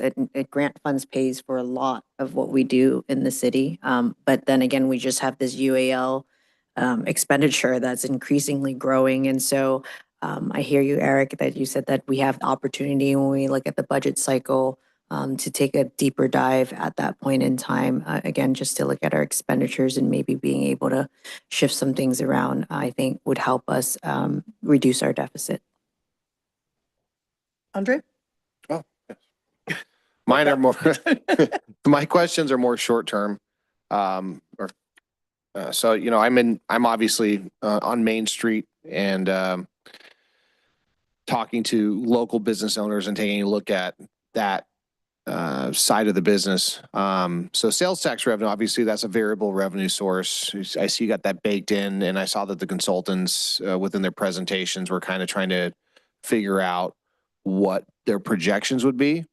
I can tell you that from my business and from talking to other business owners, Q1 and Q2, we're down about 20 to 40% in gross sales. So that's going to be a huge hit on sales tax coming forward. So when you look at the budget, if you can take that into consideration, and I would like to know like what you're seeing overall, because there's one number that obviously everybody's talking, and when I go to do my sales tax reports, which I've been doing my prepayments, they're a lot less than they were last year.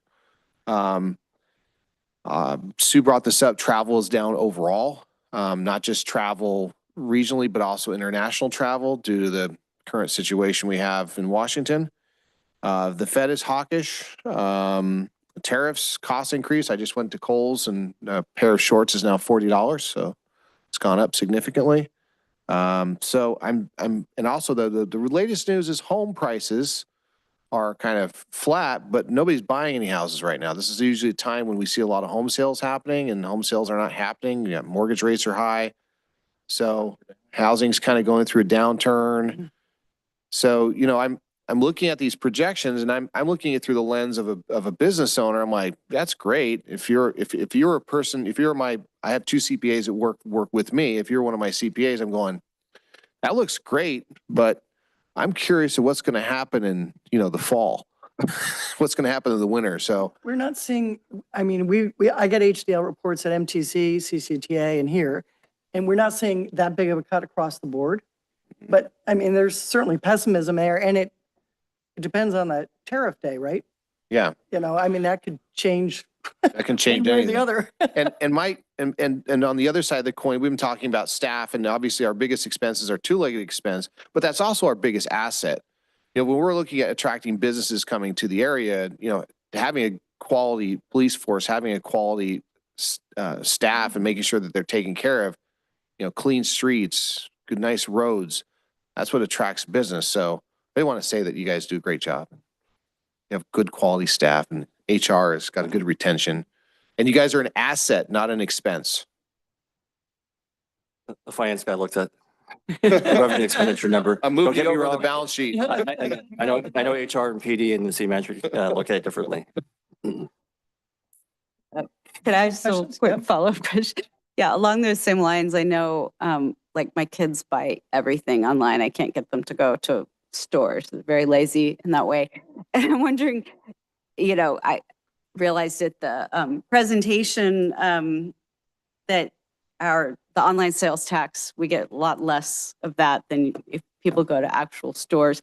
So I'm just wondering if that trend towards online shopping, if that's going to continue and if that's taken into consideration when you do the sales tax revenue figures.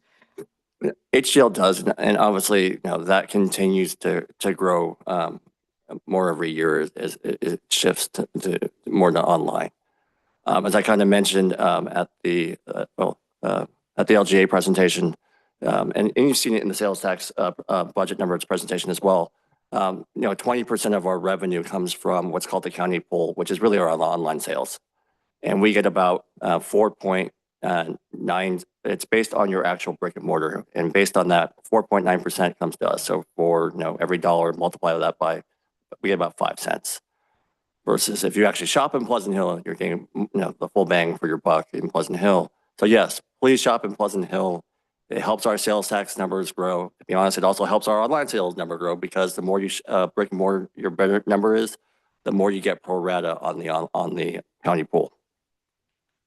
I have to go back to the Buy Pleasant Hill economic development concepts. And luckily a lot of restaurants, get a lot of business there. So that's very helpful. And they I'm don't say sorry. buy I don't think I local. actually answered Councilmember Oberlinski's question. HDL, and that's and I know the mayor mentioned it. That's the hard part. HDL is trying to factor some of those things in. As the mayor kind of mentioned, it is very hard. Today, 150% tariffs. Tomorrow, it's on a pause. If you read the news cycle, recession is guaranteed to recession, maybe not. And that's the hard part, is when you're trying to do projections on forecasts, and you probably know this better than me, when you don't really know what is to be expected into the future. It's been like multiple black swan events. It's crazy. Yeah, it's the uncertainty that causes the problem. If there was certainty, at least you could, project it. But without certainty, it depends on the day of the week. Any additional questions? Do you have an additional? No? Additional ones? No? Okay, public comment? No. Okay, no public comment. Ross, you don't count as public. Okay, so we have no public comment. And so I'll bring it back to the dais for approval of the updated long-term budget. Updated long-term plan, sorry. I will move that we approve the updated long-term financial plan. I'll second that. Okay, we have a motion and a second. Can we have a roll call vote, please? Law, Yes. Oberlinski, Yes. Schätz, Yes. Sakach, Yes. Noack, Yes. motion carries. Thank you. We got one more item. We've got to try to finish before 11. Otherwise, I guess now that we've started, we're all right till 12. But hopefully it doesn't take us that long. Adopt a resolution amending the fiscal year 25-26 adopted budget. And Eric is still on. Good evening again. This should be a little bit shorter, and a lot of the information we covered in the previous presentation, some of it gets repeated here. Just to remind the council, the long-term financial plan was approved last May, the biennial budget last June for the last couple of fiscal years, and obviously the budget committee, as well as the council, just received an update on the long-term financial plan. So taking a look at the general fund, again, you kind of see similar to the long-term financial plan, that $600,000 deficit goes about to $15 million. In general fund, taking a look at the fiscal year adopted, again, it's supposed to be about a negative $3 million deficit. The proposed revision takes it to about 3.2, and we'll talk about the revenue expenditures impact. It's really because of that, as I mentioned earlier, some of the sales tax changes were forecasted to go down, property tax slightly down. But we actually got a piece of good news on insurance, as I kind of previewed in the previous presentation. Again, these numbers don't quite match the long-term financial plan, because again, that one did assume vacancies. The adopted budget assumes, based on the budgeted positions, that they will be filled. Again, similar to the long-term financial plan, revenues are about sales tax and property tax about 63%. In 25-26, the adopted budget was a little over 32 million. The revision is about 31.7. The changes, slight change from HDL and property tax by about 35,000. The bigger change is sales tax. Again, the original projection that HDL had was about 11.1. They've revised it downwards to about 10.8. Based on some of the things that you've mentioned, some of the uncertainty in regards to tariffs, some of the expecting slowdown of sales tax. So some of that has been built in, maybe not to the level that you're talking about, but some of that is built into their projections, as well as the current year. Sorry, the current year, We're a little bit over, or estimated to be a little bit over on property tax. Again, the one piece of information that we don't really know is how many homes will turn over or during the course of a year. So supplemental property taxes is one of those unknowns until we really get a check in June. We think it's going to be slightly better to the tune of $26,000. Again, the major decrease is really that sales tax. Originally, they assumed about 10.8. It looks like it's about $10.5 million. I know that if you saw the LGA presentation or previous budgets, you see that we get about a penny for every dollar. Again, if we were to look back in 2022, it was about almost $11 million. As I kind of said, part of it was expected. We just weren't getting, there's no more federal stimulus dollars anymore. You can't keep redoing your home office. You've already probably done it once, you're not gonna do it again. There was some expectation of sales tax cooling down, but now you've added some other layers such as tariffs and uncertainty in the economy. That's why you're seeing the sales tax drop a little bit further in the estimates for 25 and 20 and the revision in 26. As I've mentioned before, again, well, I don't see any, well, I guess former recreation people, but we get about 5.6 cents for property tax revenue, which is 8.7 million back in 23, a little over 9 million in estimate for 25, and about 9.3 $1 million in 26. The adopted revision is very, very close to each other. I won't mention the other piece I normally mention. As we kind of mentioned during the long-term financial plan presentation, again, this dropped to 1.6 million in COVID in 2021, and it's been hovering just around $2.2 million every year. I know that CID works very hard, as I heard the new phrase, heads and beds, in trying to make that happen. Again, this is one area, yes, it could grow the most. We just haven't seen it yet. Again, flipping the coin to the expenditure side, our largest cost continues to be salary and benefits at about 76%. And that number does include the PERS unfunded actual liability payment within it. The only thing that you'll see in 2026, it's a decrease of about $213,000. And what that is for the first time in about a decade, our insurance premiums are actually going down just slightly. And I knock on wood, Beat that? our insurance premiums are actually going down slightly. Don't ask. I mean, after basically seeing on an average basis over the last 10 years, 16% rate increases. And it really is because of the work that the respective departments do and HR. Because the reason it's going down is because of the city's experience. Just like your experience with your own home and auto, if you have car accidents, your premiums go up. There was a period of time where we had maybe a few more accidents than we needed. We're finally through that phase, and we're finally seeing some relief in that regards to premium. So that's why you're seeing that number go down. On this screen, and you'll see it a little more clear when we go to departments. Salary and benefits, again, under budget in the current year, about 1.5 million. So again, on average, and again, it changes. We'll see anywhere between 4 to 10 officer vacancies in the past. And when it's about $150,000 for a fully loaded officer, those numbers can obviously add up. Now, don't get me wrong, there's overtime that comes with it that you have to offset some of those officer vacancies with. But now you're not factoring in a fully loaded, benefited officer. You're doing overtime. At some point, it doesn't work very well. At some point, you burn out your officers. You don't want to necessarily do that. But I can't necessarily say there isn't a budget savings when you do have vacancies in positions.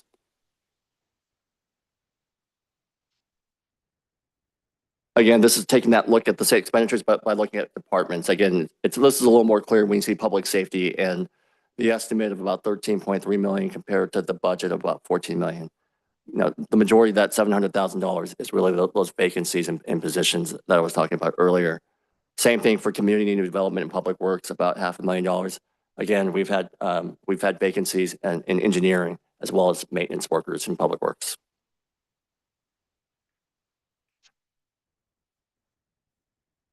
So this is taking a look at departmental expenditures. As I mentioned in the previous presentation, our largest expense is public safety at about 41%, and then community development public works at 19%.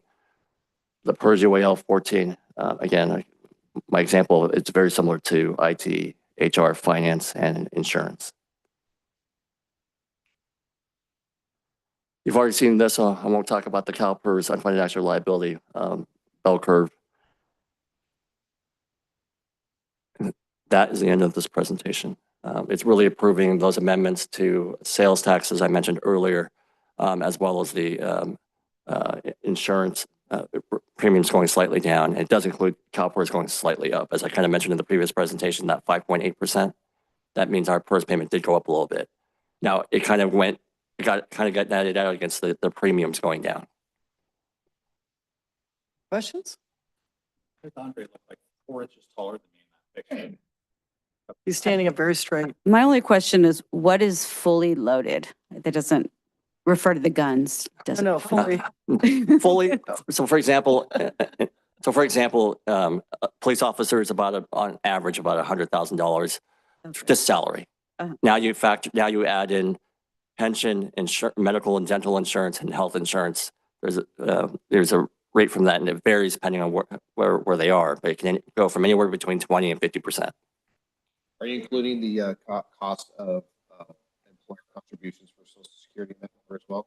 No, so municipalities, well, the majority of municipalities don't pay for Social Security. The Medicare?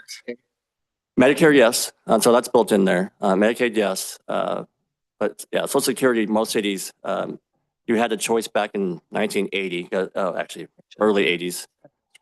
Yeah. For example, a former city I used to work at still had Social Security, but back in the early 1980s, cities were jumping in and out of Social Security. So basically, Social Security said, you don't get to jump in and out anymore. Make a choice. Most municipalities jumped out. Questions? Okay. Now even Ross is gone, so I can't even ask for Ross for public comment. I will need any further discussion? Otherwise, I need a motion and a second to adopt the adjusted budget. I'll move to adopt the adjusted budget. I'll second it. Guys got to work on this, so move. Okay, we have a motion and a second. Can we have a roll call vote, please? Law, Yes. Obelinski, Yes. Chess, Yes. Sakach, Yes. Noack, Yes. motion carries. One comment of privilege. I can say goodnight to my kids. I know they were watching tonight. They texted me. Thank you, kids. My kid Good is night. not watching. My kids are sleeping. No think we need one to either. But thank you. Happy day late Father's Day to everybody. Yeah, we haven't adjourned. Stay put. Okay. We are now adjourned. Well, the next city council meeting is scheduled for Monday, July 7th. Thank you and good night.